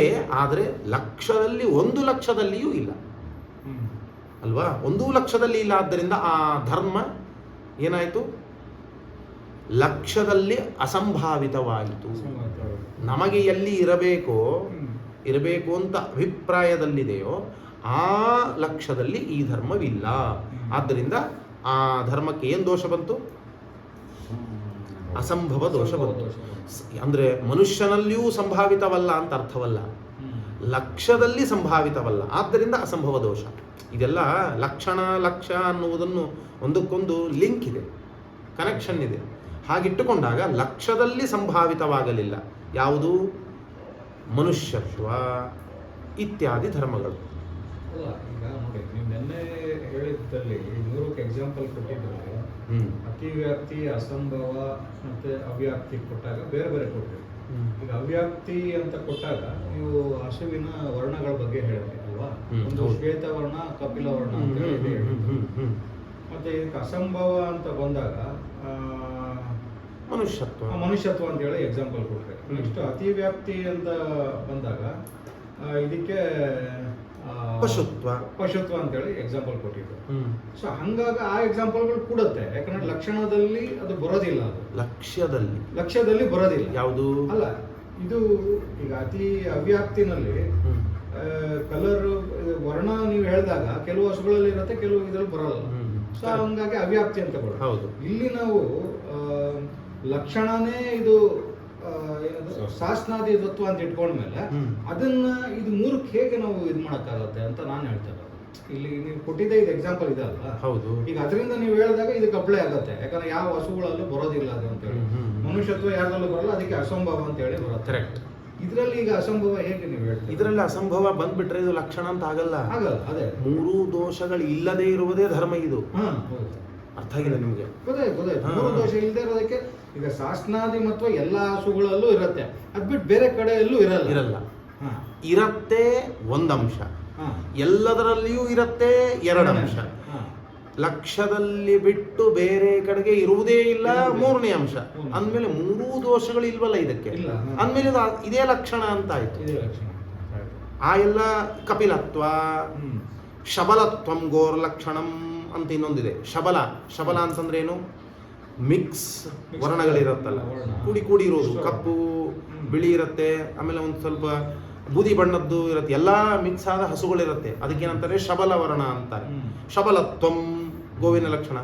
ಶಬಲತ್ವ ಇದು ಗೋವಿನ ಲಕ್ಷಣ ಅಂತಂದ್ರೆ ಎಲ್ಲಾ ಗೋಗಳು ಶಬಲವಾಗಿರುತ್ತಾ? ಇಲ್ಲ. ಎಷ್ಟು ಗೋಗಳು? ಒಂದು 100 ಗೋಗಳಿವೆ ಅಂತ ಇಟ್ಕೊಂಡ್ರೆ ಒಂದು 20 ಗೋಗಳು ಶಬಲವಾಗಿವೆ, ಇನ್ನು 80 ಬೇರೆ ಬೇರೆ ವರ್ಣದಲ್ಲಿವೆ. ಆಮೇಲೆ ಶಬಲತ್ವ ಇದು ಲಕ್ಷಣ ಅಂತ ಹೇಳ್ಬಿಟ್ರೆ ಲಕ್ಷಣವಾಗಲ್ಲ. ಯಾಕೆ? ವರ್ತತೆ ಲಕ್ಷ್ಯದಲ್ಲಿಯೇ ಇದೆ, ಆದರೆ ಸರ್ವತ್ರ ಇಲ್ಲ. ವ್ಯಾಪ್ತ್ಯಾವರ್ತತೆ, ಲಕ್ಷ್ಯೇ ವ್ಯಾಪ್ತ್ಯಾವರ್ತತೆ ಅಂತ ಆಗಲಿಲ್ಲ. ಯಾವುದು? ಶಬಲತ್ವ, ಕಪಿಲತ್ವ ಇತ್ಯಾದಿ ಧರ್ಮಗಳು ಅಂದ ಮೇಲೆ ಅವು ವ್ಯಾಪಿಸಿ ಇಲ್ಲ. ಆದ್ದರಿಂದ ಆ ಧರ್ಮಗಳಿಗೆ ಅವ್ಯಾಪ್ತಿ ಎಂಬ ದೋಷ ಬಂತು. ಆದ್ದರಿಂದ ಅದು ದುಷ್ಟವಾದ ಧರ್ಮಗಳು, ದುಷ್ಟವಾದ. ಆದ್ದರಿಂದ ಅದು ಲಕ್ಷಣ ಅಂತ ಆಗಲ್ಲ, ಅಸಾಧಾರಣ ಧರ್ಮ ಅಂತ ಆಗಲ್ಲ. ಗೊತ್ತಾಯ್ತಾ? ಹೀಗೆ. ಆದರೆ ಶಾಸ್ತ್ರಾದಿಮತ್ವ, ಗೋತ್ವ ಇವೆಲ್ಲ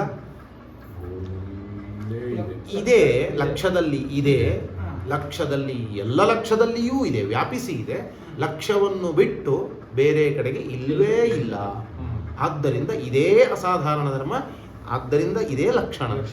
ಇದರ ಜ್ಞಾನದಿಂದಲೇನೆ ಲಕ್ಷ್ಯವಾದ ಗೋವುಗಳ ಜ್ಞಾನ ನಮಗಾಗ್ತದೆ. ಇಷ್ಟು ನಿರ್ಣಯವಾಯಿತು. ಗೊತ್ತಾಯ್ತಾ? ಯೋ ಧರ್ಮ ಲಕ್ಷ್ಯ ವ್ಯಾಪ್ತ್ಯಾವರ್ತತೆ ನವರ್ತತೆ ಚ ಅನ್ಯತ್ರ ಸಹ ಧರ್ಮ ಲಕ್ಷಣಂ ಇತ್ಯುಚ್ಯತೆ. ಯಥಾ ಗೋಃ ಶಾಸ್ತ್ರಾದಿಮತ್ವಂ.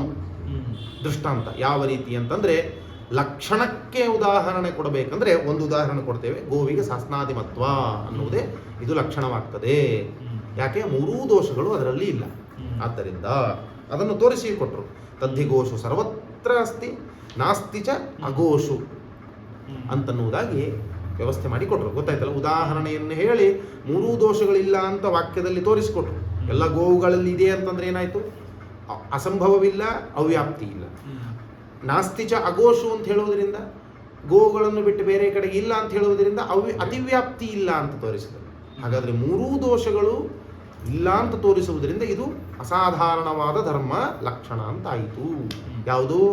ಗೋಹೋ ಶಾಸ್ತ್ರಾದಿಮತ್ವಂ, ಗೋವಿಗೆ ಶಾಸ್ತ್ರಾದಿಮತ್ವ ಎಂಬ ಧರ್ಮವು. ಹೀಗೆ ಗೊತ್ತಾಯ್ತಾ? ಇಷ್ಟು. ಇನ್ನು ಮುಂದೇನು ಹೇಳ್ತಾರೆ ಅಂದರೆ ನೋಡಿ, ಅನ್ಯಥಾ ಭೂತಂತು ಅಲಕ್ಷಣಂ. ಹೇಗೆ ಓದಬೇಕು, ಬಿಡಿಸ್ಬೇಕು ವಾಕ್ಯವನ್ನು ಅಂದರೆ ಅನ್ಯಥಾಭೂತಂತು ಅಲಕ್ಷಣಂ.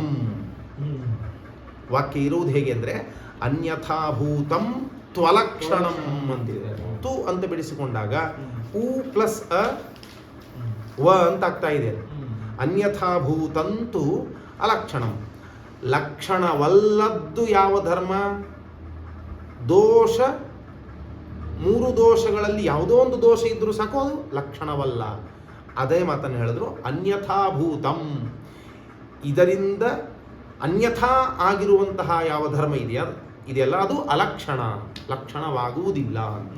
ಅನ್ಯಥಾಭೂತ ಅಂದ್ರೆ ಏನು? ನಾವೇನು ಲಕ್ಷಣಕ್ಕೆ ನಿಯಮವನ್ನು ಹಾಕಿದ್ದೇವೆ, ರೂಲ್ಗಳನ್ನು ಹೇಳಿದ್ದೇವೆ, ಆ ನಿಯಮಕ್ಕೆ ಬದ್ಧವಾಗದಿರುವ ಅನ್ಯಥಾ ಭೂತವಾದ ಅಲಕ್ಷ್ಯ ಅಲ್ಲ. ಇರಬೇಕು ಲಕ್ಷ್ಯದಲ್ಲಿ ಎಲ್ಲ ಕಡೆಗೂ ಇರಬೇಕು, ಲಕ್ಷ್ಯವನ್ನು ಬಿಟ್ಟು ಬೇರೆ ಒಂದರಲ್ಲೂ ಇರಲೇಬಾರದು ಅಂತೇನು ನಿಯಮ ಇದೆಯಲ್ಲ, ಈ ನಿಯಮಕ್ಕೆ ಒಳಗಾಗದಿರುವ ಧರ್ಮಗಳು ಯಾವಿವೆ ಅಲ್ಲ ಅದು ಅಲಕ್ಷಣ. ಅನ್ಯಥಾಭೂತಂತು ಅಲಕ್ಷಣಂ. ಅಂತಹ ಧರ್ಮಗಳು ಅಲಕ್ಷಣ. ಯಾವುದದು? ಒಂದಾ ಕಪಿಲತ್ವ ಅಥವಾ ಶಬಲತ್ವ, ಇಂತಹ ಧರ್ಮಗಳು ಅಂದ್ರೇನು? ಅವ್ಯಾಪ್ತಿ ದೋಷವುಳ್ಳ ಧರ್ಮಗಳು ಅಥವಾ ಅತಿವ್ಯಾಪ್ತಿ ದೋಷವುಳ್ಳಂತಹ ಧರ್ಮಗಳು ಅಥವಾ ಅಸಂಭವ ಎಂಬ ದೋಷವುಳ್ಳಂತಹ ಧರ್ಮಗಳು. ಇಂತಹ ಧರ್ಮಗಳೇ ಈ ನಿಯಮಕ್ಕೆ ಬದ್ಧವಾಗಿರುವುದಿಲ್ಲ. ಯಾವ ನಿಯಮಕ್ಕೆ? ನಾವು ಹೇಳಿದ 3 ಅಂಶ ಏನಿದೆಯಲ್ಲ ಆ ನಿಯಮಕ್ಕೆ ಒಳಗೊಂಡ ಧರ್ಮ ಆಗುವುದಿಲ್ಲ. ಒಂದಾ ಕೆಲವು ಮಾತ್ರ ಲಕ್ಷಗಳಲ್ಲಿರುವ ಧರ್ಮಗಳು, ಅಥವಾ 1 ಲಕ್ಷದಲ್ಲಿ ಇಲ್ಲದೇ ಇರುವ ಧರ್ಮಗಳಾಗುತ್ತೆ, ಅಥವಾ ಲಕ್ಷದಲ್ಲಿ ಪೂರ್ಣ ಇದ್ದು ಲಕ್ಷವನ್ನು ಬಿಟ್ಟು ಬೇರೆ ಕಡೆಗೂ ಇರುತ್ತೆ, ಅಂತಹ ಧರ್ಮಗಳಾಗುತ್ತೆ. ಅಂತಹ ಧರ್ಮಗಳು ಅನ್ಯಥಾಭೂತವಾದ ಧರ್ಮಗಳು. ಅಂದರೆ ಅನ್ಯಥಾ, ನಾವು ಕನ್ನಡದಲ್ಲಿ ವ್ಯವಹಾರದಲ್ಲಿ ಹೇಳ್ತೇವಲ್ಲ, ಅನ್ಯಥಾ ಭಾವಿಸಬೇಡಪ್ಪ ಅಂತ. ಅಂದ್ರೆ ತಪ್ಪಾಗಿ ತಿಳಿಯಬೇಡ, ಹಾಗೆ ಬೇರೆ ತರಹ ತಿಳಿಯಬೇಡ. ಬೇರೆ ತರಹ ಅಂದ್ರೆ ಏನರ್ಥ? ನಾವು ಹೇಳಿದ ಮಾತೇನಿದೆ ಇದಕ್ಕೆ ವಿರುದ್ಧವಾದ ಧರ್ಮ ಏನಿದೆಯಲ್ಲ, ಯಾವ ವಿರುದ್ಧವಾದ ಧರ್ಮ? ಅಂದ್ರೆ ನಾವು ಹೇಳಿದ ನಿಯಮಗಳಿಗೆ ವಿರುದ್ಧವಾದ ಧರ್ಮ ಅಂತಂದ್ರೆ 3 ದೋಷಗಳಲ್ಲಿ ಒಂದಾದರೂ ದೋಷವು ಪಡೆದಿರಬೇಕು. ಅವ್ಯಾಪ್ತಿ, ಅಸಂಭವ, ಯಾವುದೋ 3 ಬರಬೇಕಂತಿಲ್ಲ. ಒಂದು ಬಂದರೂ ದುಷ್ಟ, ಅದು ಲಕ್ಷಣವಾಗುವುದಿಲ್ಲ. ಅದೇ ಹೇಳ್ತಾ ಇದ್ದಾರೆ ಅನ್ಯಥಾಭೂತಂತು ಅಲಕ್ಷಣಂ. ಅನ್ಯಥಾಭೂತವಾದದ್ದು ಅಲಕ್ಷಣ ಅಂತ ಹೇಳಿದರು. ಹಾಗಾದರೆ ಏನು ಮಾಡಿದರು ಟೀಕಾಕೃತ್ಪಾದರು? ಇಲ್ಲಿಯವರೆಗೂ ಲಕ್ಷಣದ ಸ್ವರೂಪವನ್ನು ತಿಳಿಸಿಕೊಟ್ರು ನಮಗೆ ಹಿಂದಿನ ವಾಕ್ಯದಲ್ಲಿ, ನಿನ್ನೆಯ ಪಾಠದಲ್ಲಿ, ಹಿಂದಿನ ವಾಕ್ಯದಲ್ಲಿ ಲಕ್ಷಣದ ಸ್ವರೂಪ ತಿಳಿಸಿ ಅದನ್ನು ಉದಾಹರಣೆಯನ್ನು ಹೇಳಿ, ಶಾಸ್ನಾಧಿಪತ್ವ ಇದು ಗೋವಿನ ಲಕ್ಷಣವಾಗತ್ತೆ ಹೇಳಿ, ಬರೀ ಹೇಳಿದರೆ ಆಗ್ಬಿಡಲ್ಲ, ಮುಗಿಯಲ್ಲ. ಅದನ್ನು ಹಿಂದಿನ ನಿಯಮಗಳಿಗೆ ಒಳಗೊಂಡಿದೆ ಈ ಶಾಸ್ನಾಧಿಮತ್ವ ಅಂತೂ ತೋರಿಸಿಕೊಟ್ರು. ತದ್ಧಿ ಗೋಷು ಸರ್ವತ್ರ ಅಸ್ತಿ ನಾಸ್ತಿ ಚ ಅಗೋಷು ಅಲ್ವಾ? ಅಂದಮೇಲೆ 3 ದೋಷಗಳಿಲ್ಲ ಇದಕ್ಕೆ ಅಂತ ತೋರಿಸಿಕೊಟ್ಟ ಮೇಲೆ ಸರಿ ಹೋಯ್ತು, ಲಕ್ಷಣ ಅಂತಾಯಿತು. ಲಕ್ಷಣವನ್ನು ಹೇಳಿ ಮುಗಿಸಿ ದೃಷ್ಟಾಂತವನ್ನು ಹೇಳಿ ತಿಳಿಸಿಕೊಟ್ಟು ಅಲಕ್ಷಣ ಅಂದರೆ ಯಾವುದು ಅಂತನ್ನುವುದು ಹೇಳಿಬಿಟ್ರು ಒಂದೇ ಮಾತಲ್ಲಿ. ಯಾವುದು? ಅನ್ಯಥಾಭೂತಂತು ಅಲಕ್ಷಣಂ. ಯಾವುದು ಈ ರೀತಿ ನಾವು ಲಕ್ಷಣಕ್ಕೆ ಲಕ್ಷಣ ಅಂತ ಆಗಬೇಕು ಅಂದಾಗ ಏನು ನಿಯಮಗಳನ್ನು ನಾವು ಹಾಕಿದ್ದೇವಲ್ಲ, ಇದಕ್ಕೆ ವಿರುದ್ಧವಾದ ಧರ್ಮಗಳಿವೆ. ನಿನ್ನೆ ನಾವು ಕೇಳಿದ್ವಿ, ಅವ್ಯಾಪ್ತಿ ದೋಷವುಳ್ಳದ್ದು, ಅತಿವ್ಯಾಪ್ತಿ ದೋಷವುಳ್ಳದ್ದು, ಅಸಂಭವ ದೋಷವುಳ್ಳದ್ದು. ಅಂತಹ ಧರ್ಮಗಳು ಅನ್ಯಥಾಭೂತವಾದ ಧರ್ಮಗಳು, ಅವುಗಳು ಲಕ್ಷಣವಲ್ಲ, ಅಲಕ್ಷಣಂ ಎನ್ನುವುದಾಗಿ ಇಲ್ಲಿ ಹೇಳ್ತಾರೆ. ಗೊತ್ತಾಯ್ತಾ? ಅನ್ಯಥಾಭೂತಂತೂ ಅಲಕ್ಷಣಂ. ಏನು ಕಷ್ಟ ಏನಿಲ್ಲ, ಅನ್ಯಥಾಭೂತವಾದದ್ದು ಅಲಕ್ಷಣ. ಈ ನಿಯಮಕ್ಕೆ ವಿರುದ್ಧವಾದ ಧರ್ಮಗಳು ಅಲಕ್ಷಣ. ನಿಯಮವನ್ನು ನೀವು ಸರಿಯಾಗಿ ಅರ್ಥ ಮಾಡಿಕೊಂಡು ಬಿಟ್ಟಿದ್ರೆ, ಹಿಂದಿನ ನಿಯಮ ಏನಿದೆ ಅದು ಸರಿಯಾಗಿ ತಿಳ್ಕೊಂಡ್ಬಿಟ್ಟಿದ್ರೆ, ಆ ನಿಯಮಕ್ಕೆ ವಿರುದ್ಧವಾದ, ಆ ನಿಯಮಕ್ಕೆ ಒಳಗೊಳ್ಳದ ಧರ್ಮಗಳು ಅಲಕ್ಷಣ, ಲಕ್ಷಣವಲ್ಲ, ಅಸಾಧಾರಣ ಧರ್ಮವಲ್ಲ ಅಂತ ಸರಿಯಾಗಿ ಅರ್ಥವಾಗಿಬಿಡುತ್ತೆ. ಇಷ್ಟೇ. ಗೊತ್ತಾಯ್ತಾ? ಇದನ್ನು ಮುಂದೆ ಹೇಳ್ತಾರೆ ನಾವು ಏನು ಅಂತನ್ನುವುದನ್ನು ಮುಂದೆ ವ್ಯವಸ್ಥೆ ಮಾಡ್ತಾರೆ. ಅಲಕ್ಷಣ ಅಂದರೆ ಏನು? ಅಲಕ್ಷಣ ಅಂದರೆ ಯಾವುದು? ಟೀಕಾರಾಯರು ಹೇಳಿದ ಮಾತೇನು? ಅನ್ಯಥಾಭೂತವಾದದ್ದು ಅಲಕ್ಷಣ. ಅನ್ಯಥಾಭೂತ ಅಂದರೆ ಏನು ಅದು ನಿಮಗೆ ಗೊತ್ತು. ಅನ್ಯಥಾಭೂತ ಅಂದರೆ ಆ ನಿಯಮಕ್ಕೆ ಒಳಗೊಳ್ಳದ ಧರ್ಮಗಳು, ಇದು ಅನ್ಯಥಾಭೂತವಾದ ಧರ್ಮಗಳು, ಅದು ಅಲಕ್ಷಣ, ಲಕ್ಷಣವಲ್ಲ ಅಂತ. ಇಷ್ಟು ಅನ್ಯಥಾಭೂತ ಎಂಬ ಶಬ್ದಕ್ಕೆ ಅರ್ಥ ನಿಮಗೆ ಗೊತ್ತು. ಅಂತೂ ಅಲಕ್ಷಣ ಅಂದರೆ ಏನು? ಅನ್ಯಥಾಭೂತವಾದದ್ದೇ ಅಲಕ್ಷಣ. ಅನ್ಯಥಾಭೂತವಾದ ಧರ್ಮಗಳು ಲಕ್ಷಣವಲ್ಲ, ಅಲಕ್ಷಣ. ಹಾಗಾದರೆ ಅವು ಎಷ್ಟು ವಿಧವಾಗಿದೆ ರೀ ಅಂತಂದರೆ ಟೀಕಾಕೃತ್ವಾದರು ಹೇಳ್ತಾರೆ. ಮುಂದಿನ ವಾಕ್ಯ ನೋಡಿ, ಮುಂದಿನ ವಾಕ್ಯ 40ನೇ ಪೇಜಲ್ಲಿ ನೀವು ನೋಡಬಹುದು ಇದನ್ನು. ತತ್ ತ್ರಿವಿಧಂ. ತತ್ ಅದು 3 ವಿಧ. ಅದು ಅಂದ್ರೆ ಏನು? ಅಲಕ್ಷಣ ಅಂತೇನು ನೀವು ಅಂದ್ರಲ್ಲ ನೋಡಿ, ನಪುಂಸಕಲಿಂಗ ಅಲಕ್ಷಣಂ ಅಂತಿದ್ದರಿಂದ ತತ್ ಅಂತಾರೆ. ಇಲ್ಲಾಂದ್ರೆ ಸಹ ಸಾ ಅಂತ ಪುಲ್ಲಿಂಗನೋ ಸ್ತ್ರೀಲಿಂಗನೋ ಹೇಳಬೇಕಾಗಿತ್ತು. ತತ್ ತ್ರಿವಿಧಂ ಯಾಕೆ? ಅನ್ಯಥಾಭೂತಂ ಅಲಕ್ಷಣಂ ಅಂತ ಹೇಳಿದ್ರಿಂದ ತತ್ ಅಂತಹ ಅಲಕ್ಷಣಂ ಅದೇನಿದೆಯಲ್ಲ ಲಕ್ಷಣವಲ್ಲದ್ದು ಅದು 3 ವಿಧವಾಗಿದೆ ಅಂತ ಹೇಳಿದರು. ಏನದು ನೋಡಿ, ಅಸಂಭವಿ ನಂಬರ್ 1, ಅಸಂಭವಿಯಾದ ಒಂದು. ಎರಡನೆಯದ್ದು ಮುಂದೆ ನೋಡು, ಮುಂದಿನ ವಾಕ್ಯದಲ್ಲಿದೆ ಅವ್ಯಾಪಕಂ. ಸಿಕ್ತಾ? ಇನ್ನು 3ನೇದ್ದು ಈ ಕಡೆ ಇದೆ ಅತಿವ್ಯಾಪಕಂ. ನಂಬರ್ ಹಾಕೊಂಡ್ಬಿಡಿ ಅಲ್ಲಿ. ಅಸಂಭವಿ, ಅವ್ಯಾಪಕಂ, ಅತಿವ್ಯಾಪಕಂ ಎಂಬುದಾಗಿ 3 ವಿಧವಾಗಿದೆ. ಗೊತ್ತಾಯ್ತಲ್ಲ? ಯಾವುದು 3 ವಿಧ? ತತ್ ತ್ರಿವಿಧಂ ಅದು 3 ವಿಧ. ಅದು ಅಂದ್ರೆ ಯಾವುದಿಲ್ಲಿ? ಅನ್ಯಥಾಭೂತವಾದದ್ದು ಅಲಕ್ಷಣ ಅಂತೇನು ಹೇಳಿದ್ದಾರೆ ಹಿಂದಿನ ವಾಕ್ಯದಲ್ಲಿ, ಅದು 3 ವಿಧ. ಯಾವುದದು? ಅಸಂಭವಿಯಾದದ್ದು, ಅವ್ಯಾಪಕವಾದದ್ದು, ಅತಿವ್ಯಾಪಕವಾದದ್ದು. ಒಂದು ಹಂತಕ್ಕೆ ನಿಮಗೆ ಅರ್ಥವಾಗಿಬಿಟ್ಟಿದೆ ಈ ಮಾತು. ಅಸಂಭವಿಯಾದದ್ದು ಅಂದ್ರೆ ಏನು? ಅಸಂಭವಿಯಾದದ್ದು ಅಂದ್ರೆ ಏನು? ಅಸಂಭವ ದೋಷವುಳ್ಳದ್ದು ಅಸಂಭವಿ. ಅರ್ಥವಾಯ್ತಲ್ಲ? ಈಗ ಸುಖಿ ಅಂತ ಯಾರಿಗೆ ಕರೀತಾರೆ? ಸುಖವುಳ್ಳವನಿಗೆ ಸುಖಿ ಅಂತ ಕರೀತಾರೆ. ದುಃಖಿ ದುಃಖವುಳ್ಳವನಿಗೆ, ಜ್ಞಾನಿ ಜ್ಞಾನವುಳ್ಳವನಿಗೆ. ಹಾಗೆ ಅಸಂಭವಿ, ಅಸಂಭವ ಉಳ್ಳದ್ದೇ ಅಸಂಭವಿ. ಅಂದ್ರೇನು? ಅಸಂಭವ ಅನ್ನೋದು ಒಂದು ದೋಷ ಅಂತ ನಾವು ಕೇಳಿದ್ದೇವೆ. ಹಾಗಾದ್ರೆ ಅಸಂಭವ ಎಂಬ ದೋಷ ಉಳ್ಳದ್ದು ಅಸಂಭವಿ, ಅದೇ ಅಸಂಭವಿ 3ರಲ್ಲಿ 1 ಅಂದ್ರೆ. ಹಾಗಾದ್ರೆ ಅಸಂಭವ ಎಂಬ ದೋಷಗ್ರಸ್ತವಾದದ್ದು, ಅಸಂಭವ ಎಂಬ ದೋಷ ದುಷ್ಟವಾದದ್ದು ಯಾವ ಧರ್ಮವೋ ಅದು ಲಕ್ಷಣವಲ್ಲ.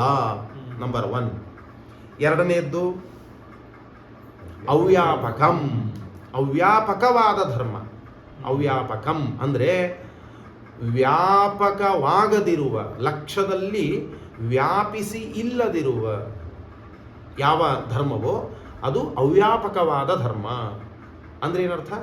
ಅವ್ಯಾಪ್ತಿ ದೋಷವುಳ್ಳದ್ದು ಅವ್ಯಾಪಕ ಅಂತ ಹೇಳಿದಂತೆ ಆಯ್ತು. ಅಲ್ಲಿ ವಾಕ್ಯಗಳಲ್ಲಿ ಅದಕ್ಕೆ ಉದಾಹರಣೆಗಳನ್ನು ಕೊಡ್ತಾ ಹೋಗಿದ್ದಾರೆ, ಅದನ್ನು ಹೇಳ್ತೇನೆ.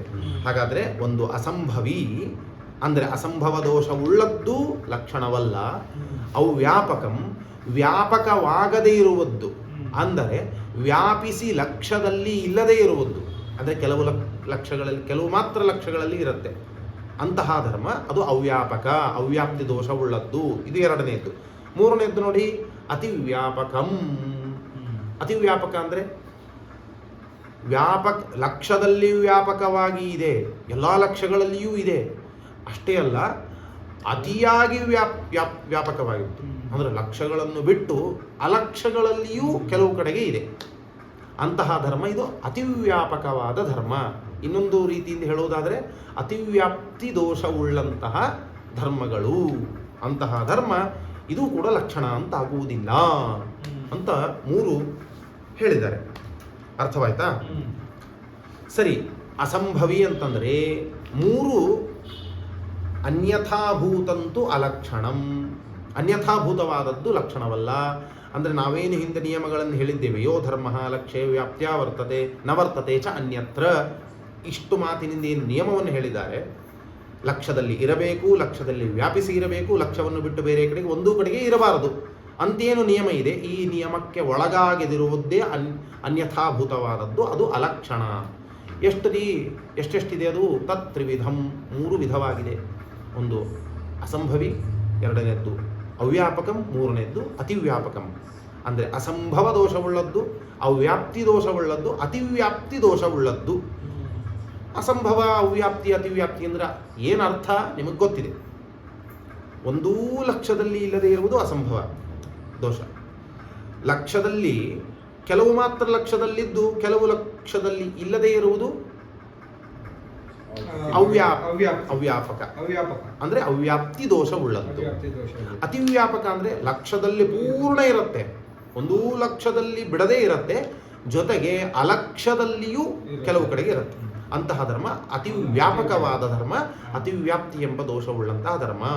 ಹೀಗೆ 3 ವಿಧವಾದದ್ದು ಅನ್ಯಥಾಭೂತವಾದದ್ದು ಅಲಕ್ಷಣ ಅಂತ ಹೇಳಿದರು.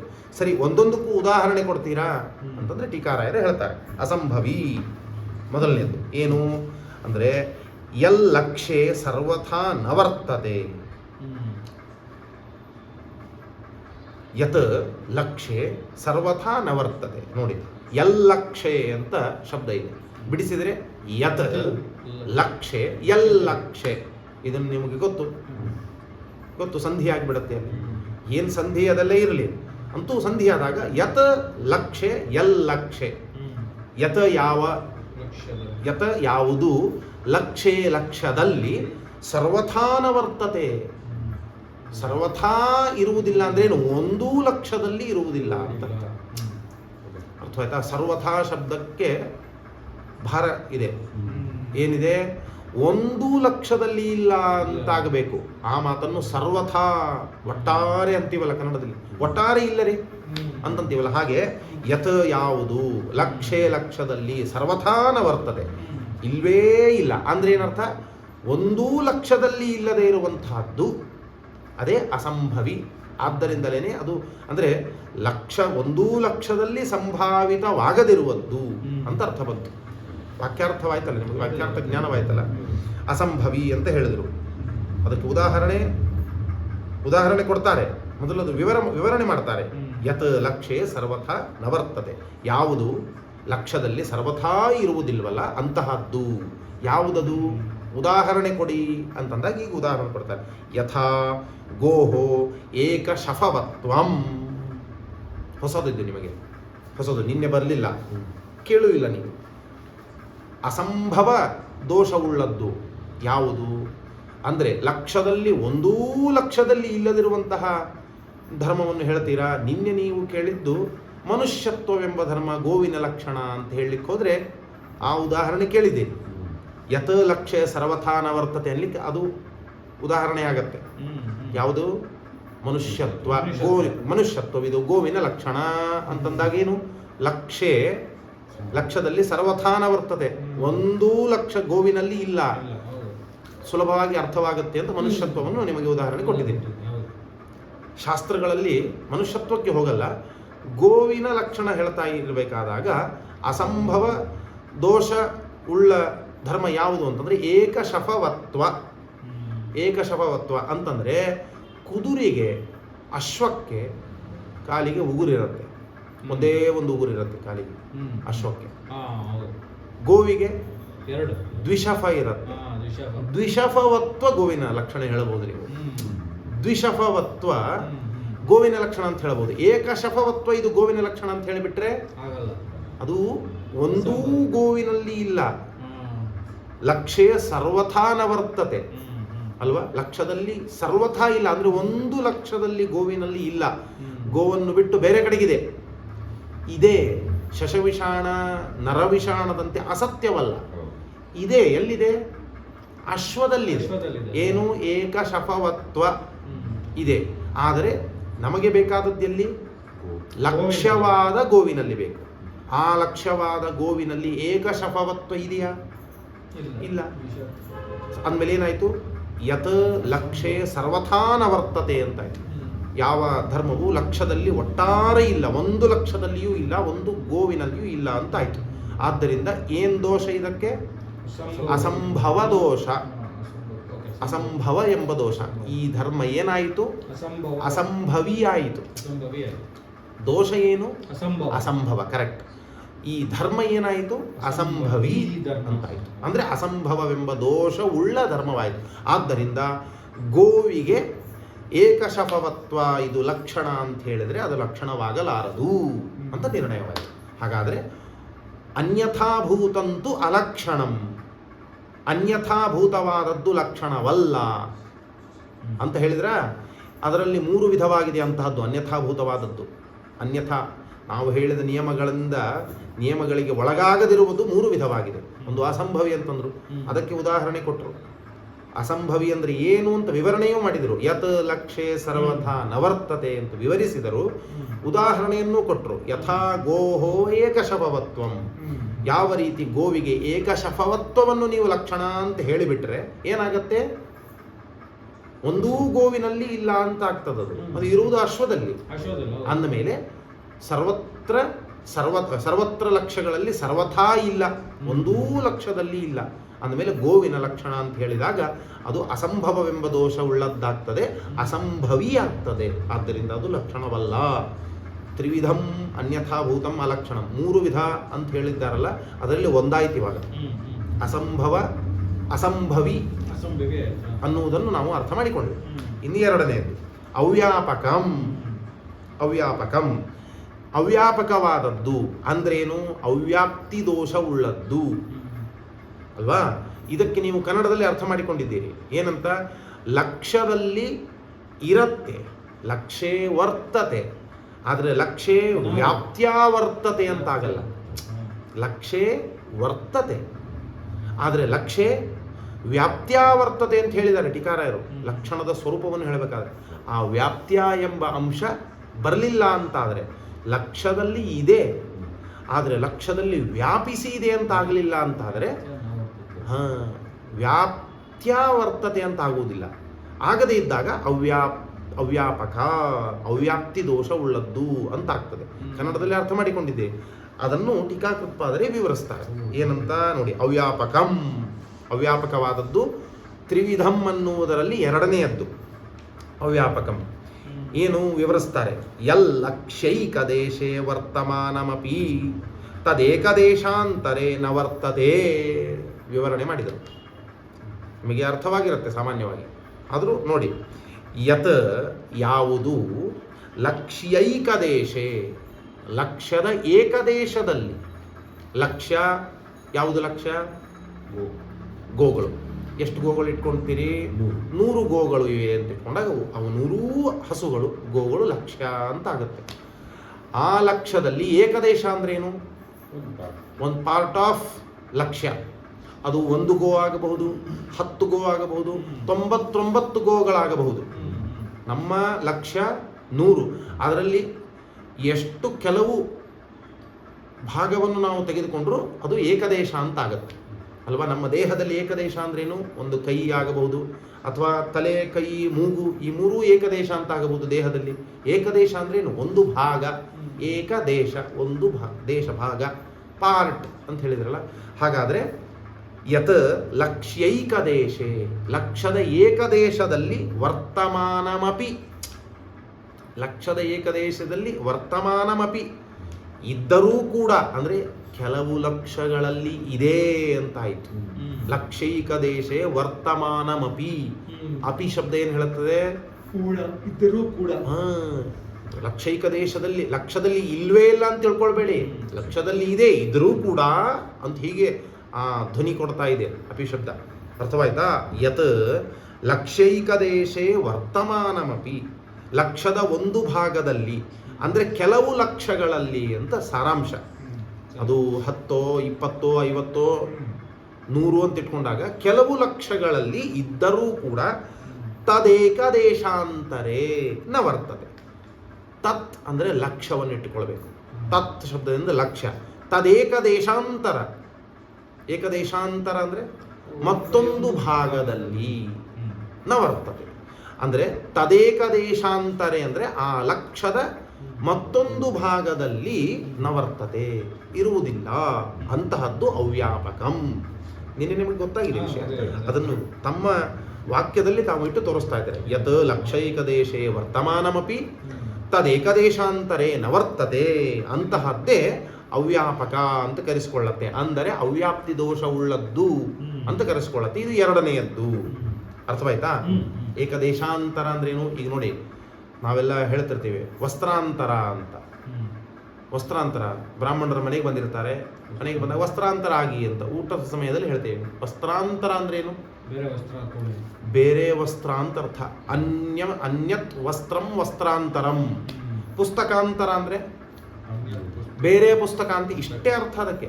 ಪುಸ್ತಕಾಂತರ ಅಂದ್ರೆ ಬೇರೆ ಪುಸ್ತಕ, ವಸ್ತ್ರಾಂತರ ಅಂದ್ರೆ ಬೇರೆ ವಸ್ತ್ರ, ಮನುಷ್ಯಾಂತರ ಅಂದ್ರೆ ಮತ್ತೊಬ್ಬ ಮನುಷ್ಯ, ಮಠಾಂತರ ಅಂದ್ರೆ ಬೇರೆ ಮಠ. ಹಾಗೆ ಏಕದೇಶಾಂತರ ಅಂತಂದ್ರೆ ಮತ್ತೊಂದು ಏಕದೇಶ, ಮತ್ತೊಂದು ಪಾರ್ಟ್. ಯಾಕೆ ಹೀಗ್ಯಾಕೆ ಹೇಳಿದ್ರು? ಒಂದು ಪಾರ್ಟ್ ನಲ್ಲಿ ಇದೆ ಅಂತಾಯ್ತು, ಅಂದ್ಮೇಲೆ ಏನ್ ಹೇಳ್ಬೇಕಾಯ್ತು? ಮತ್ತೊಂದು ಪಾರ್ಟ್ ಅಂತ ಹೇಳ, ಮತ್ತೊಂದು ಏಕದೇಶ ಅಂತ ಹೇಳಬೇಕಾಗಿದೆ ಟೀಕಾರರು. ಅದಕ್ಕೆ ಆ ಶಬ್ದ ಪ್ರಯೋಗ ಮಾಡ್ತಾರೆ. ತದೇಕದೇಶಾಂತರೇ, ಆ ಲಕ್ಷ್ಯದ ಮತ್ತೊಂದು ಭಾಗದಲ್ಲಿ ನವರ್ತತೆ, ಇರುವುದಿಲ್ಲ. ಅಂತಹದ್ದು ಅವ್ಯಾಪಕ, ಅಂದರೆ ಅವ್ಯಾಪ್ತಿ ದೋಷ ಉಳ್ಳದ್ದು. ಉದಾಹರಣೆ ಕೊಡಿ ಇದಕ್ಕೆ. ಅವ್ಯಾಪಕ ಅಂತಂದ್ರಿ, ಅದರ ವಿವರಣೆಯನ್ನು ಕೊಟ್ರೆ, ಮಾಡಿದ್ರಿ. ಉದಾಹರಣೆ ಕೊಡಿ ಅಂತಂದ್ರೆ ಯಥಾ ಗೋಹೋ ಶಬಲತ್ವಂ. ನೋಡಿ, ಕಪಿಲತ್ವಂ ಅಂತ ನಿನ್ನೆ ಕೇಳಿದ್ರಿ, ಇವತ್ತು ಪ್ರಾರಂಭದಲ್ಲಿ ಶಬಲತ್ವ ಅಂತ ಅನ್ನೋದು ನಿಮ್ಮ ಕಿವಿಗೆ ಬಿತ್ತು. ಶಬಲತ್ವ ಅಂತ ಟೀಕಾರಾಯರೇ ಹೇಳುವಂತಹ ಮಾತು. ಯಾವ ರೀತಿ? ಗೋಹೋ, ಗೋವಿಗೆ ಶಬಲತ್ವ. ಶಬಲತ್ವ ಅಂತನ್ನುವುದು ಲಕ್ಷಣ ಅಂತ ನೀವು ಹೇಳಲು ಹೊರಟ್ರೆ, ಈ ಅವಸ್ಥೆ ಅದಕ್ಕಿದೆ. ಯಾವುದಕ್ಕೆ? ಗೋವಿಗಲ್ಲ. ಗೋವಿಗೆ ನೀವು ಶಬಲತ್ವ ಅನ್ನುವ ಧರ್ಮವನ್ನು ಲಕ್ಷಣ ಅಂತ ಹೇಳಲು ಹೊರಟಾಗ, ಆ ಶಬಲತ್ವವೆಂಬ ಧರ್ಮದ ಪರಿಸ್ಥಿತಿ ಹೀಗಿದೆ. ಹೇಗಿದೆ?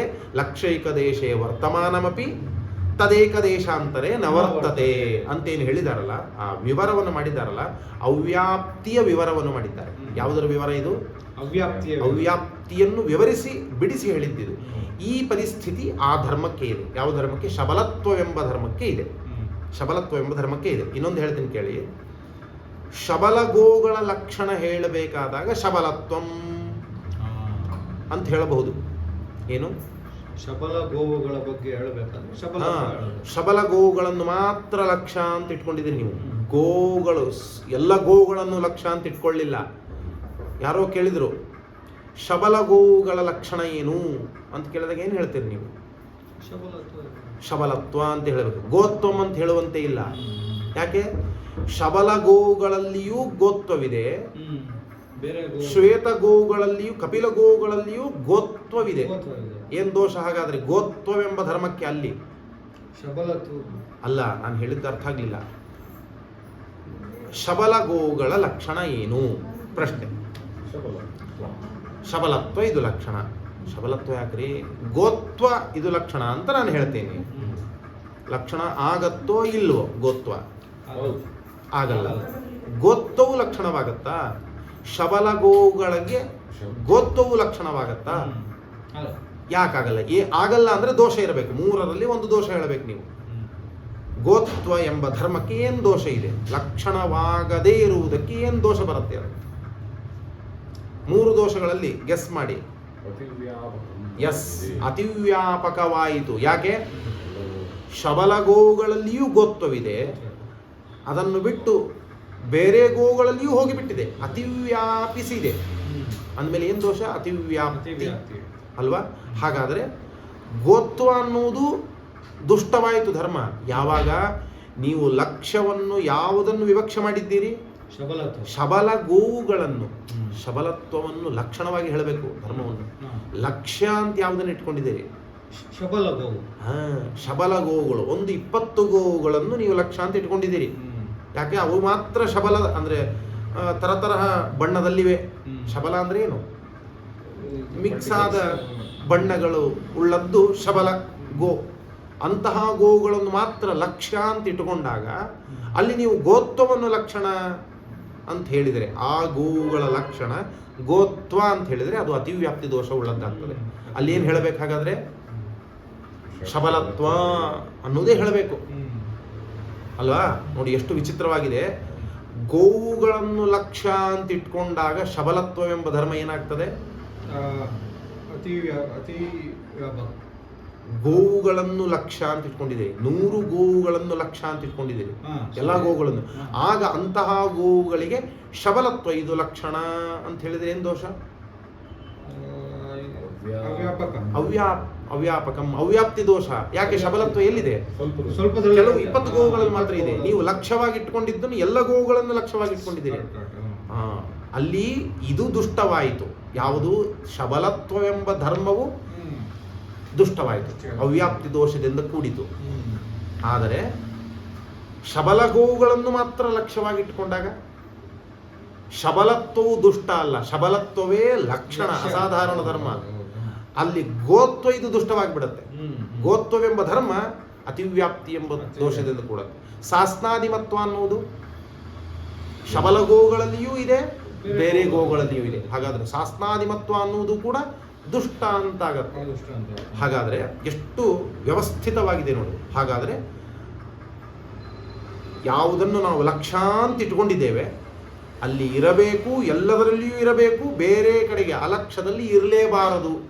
ಹಾಗೆ ಆದರೆ ಮಾತ್ರ ಅದು ಲಕ್ಷಣ, ಅಸಾಧಾರಣ ಧರ್ಮ.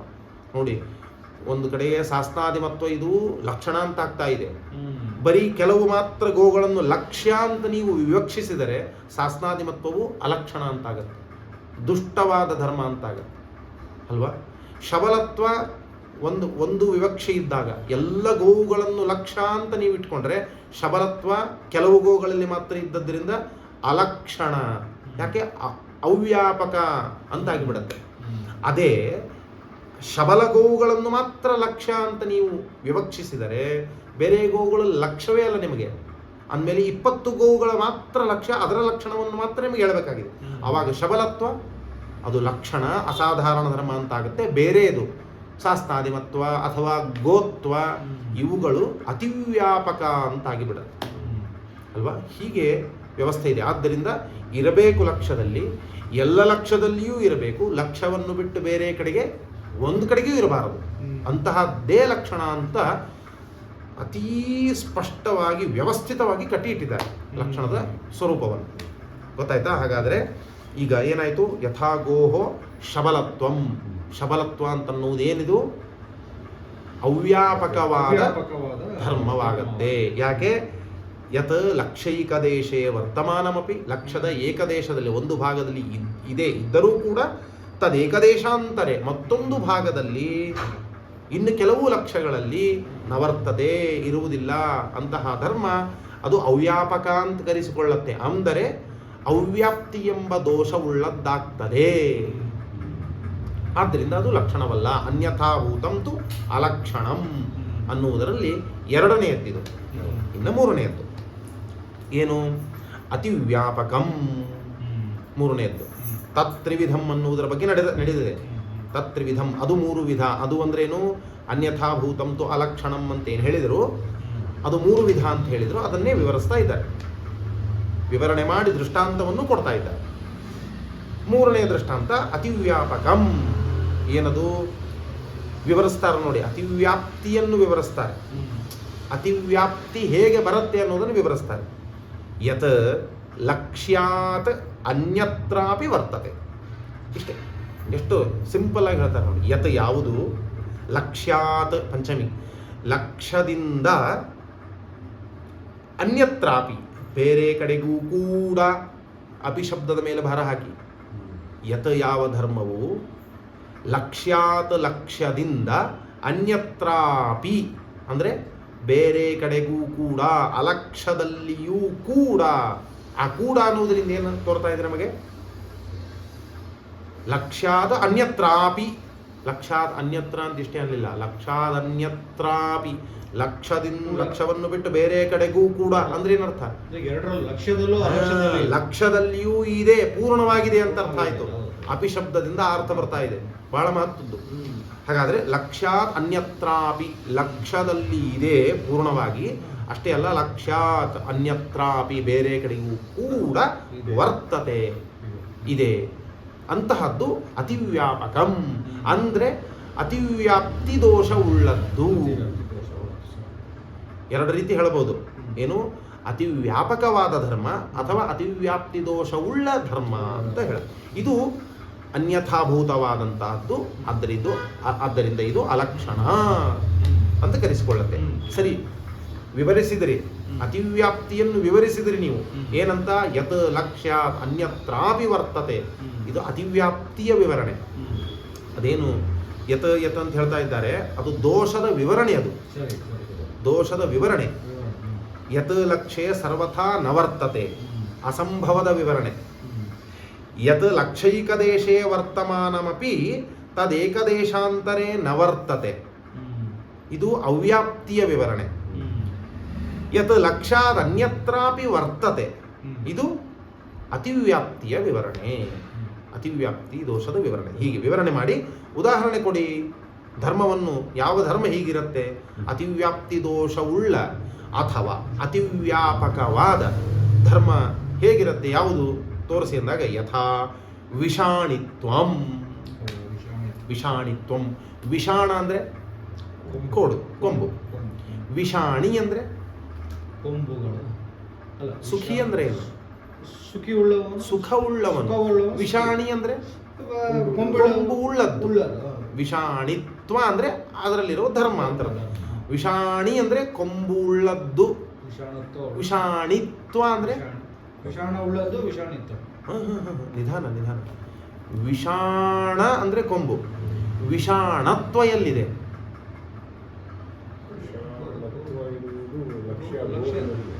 ವಿಷಾಣದಲ್ಲಿದೆ. ಮನುಷ್ಯತ್ವ ಎಲ್ಲಿರುತ್ತೆ?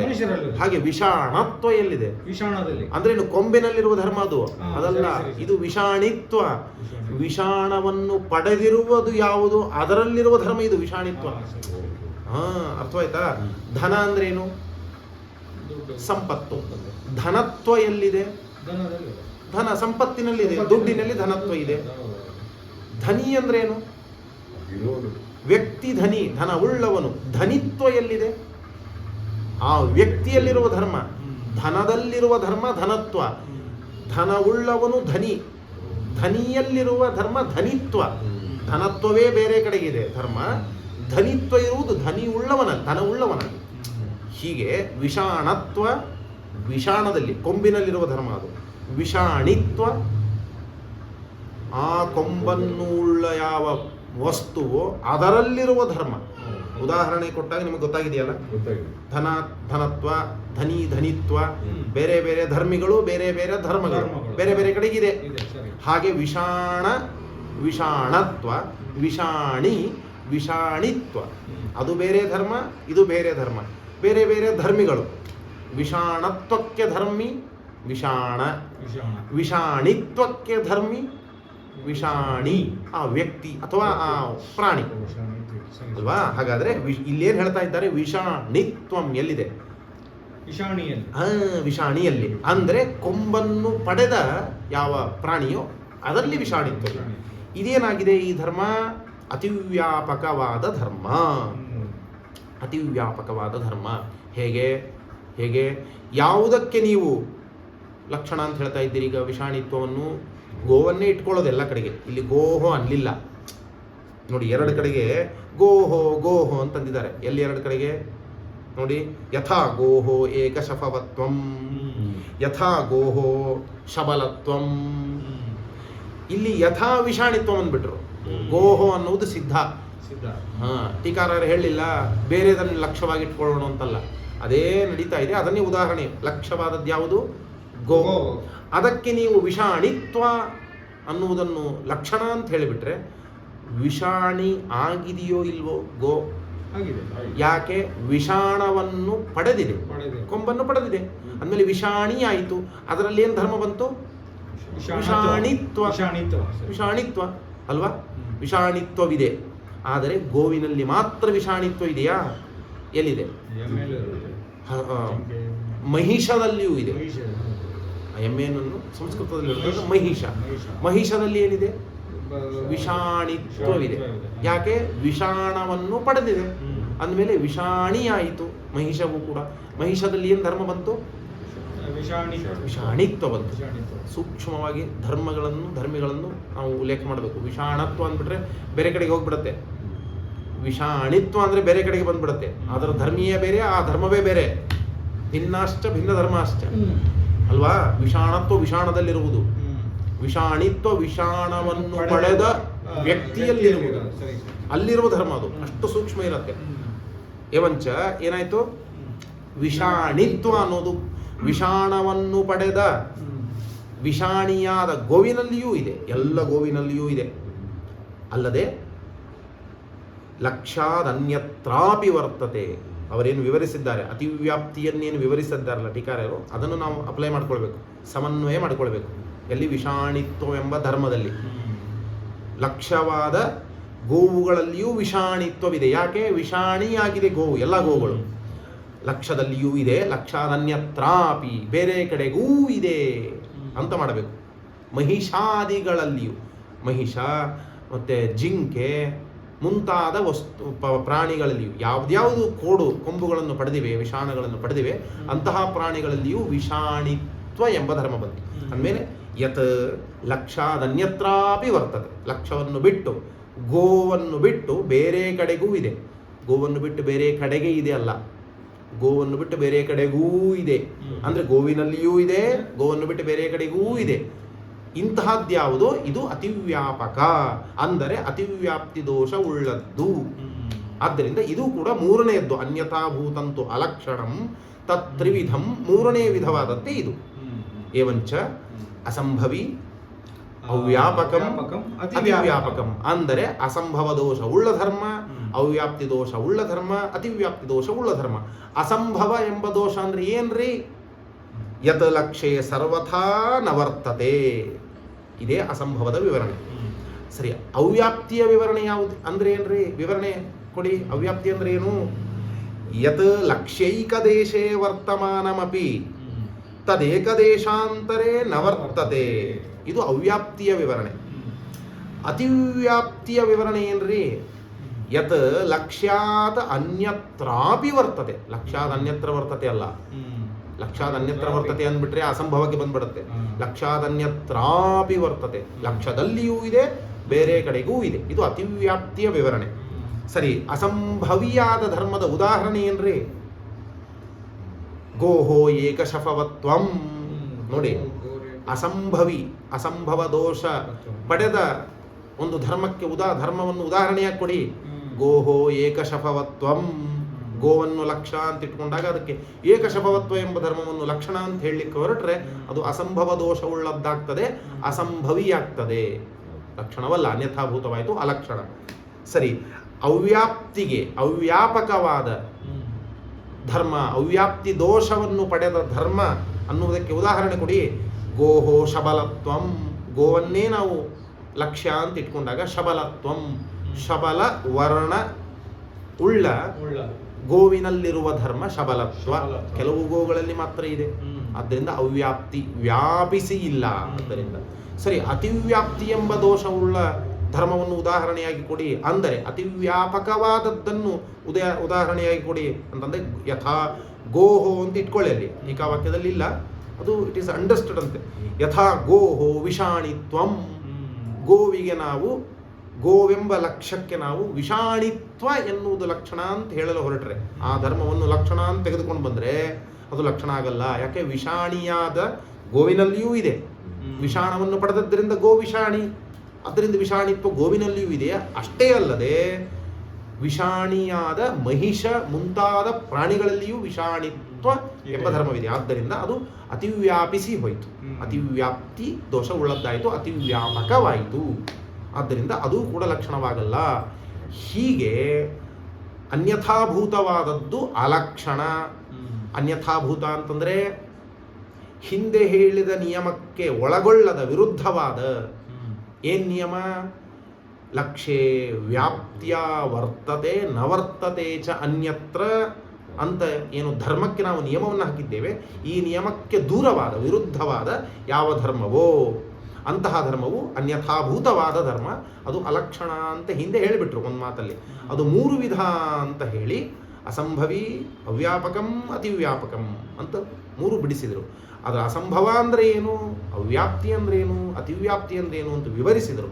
ಆ ಅತಿವ್ಯಾಪ್ತಿ, ಅವ್ಯಾಪ್ತಿ, ಅಸಂಭವಗಳನ್ನು ಪಡೆದ ಧರ್ಮಗಳನ್ನು ಉದಾಹರಣೆಯನ್ನು ಕೊಟ್ಟರು. ಗೋವುಗಳನ್ನು ಲಕ್ಷ್ಯವಾಗಿ ಇಟ್ಟುಕೊಂಡು ಉದಾಹರಣೆಯನ್ನು ಕೊಟ್ಟು ಮೂರೂ ವಿಧವಾದದ್ದು ಇದು ಲಕ್ಷಣ ಅಂತ ಆಗುವುದಿಲ್ಲ.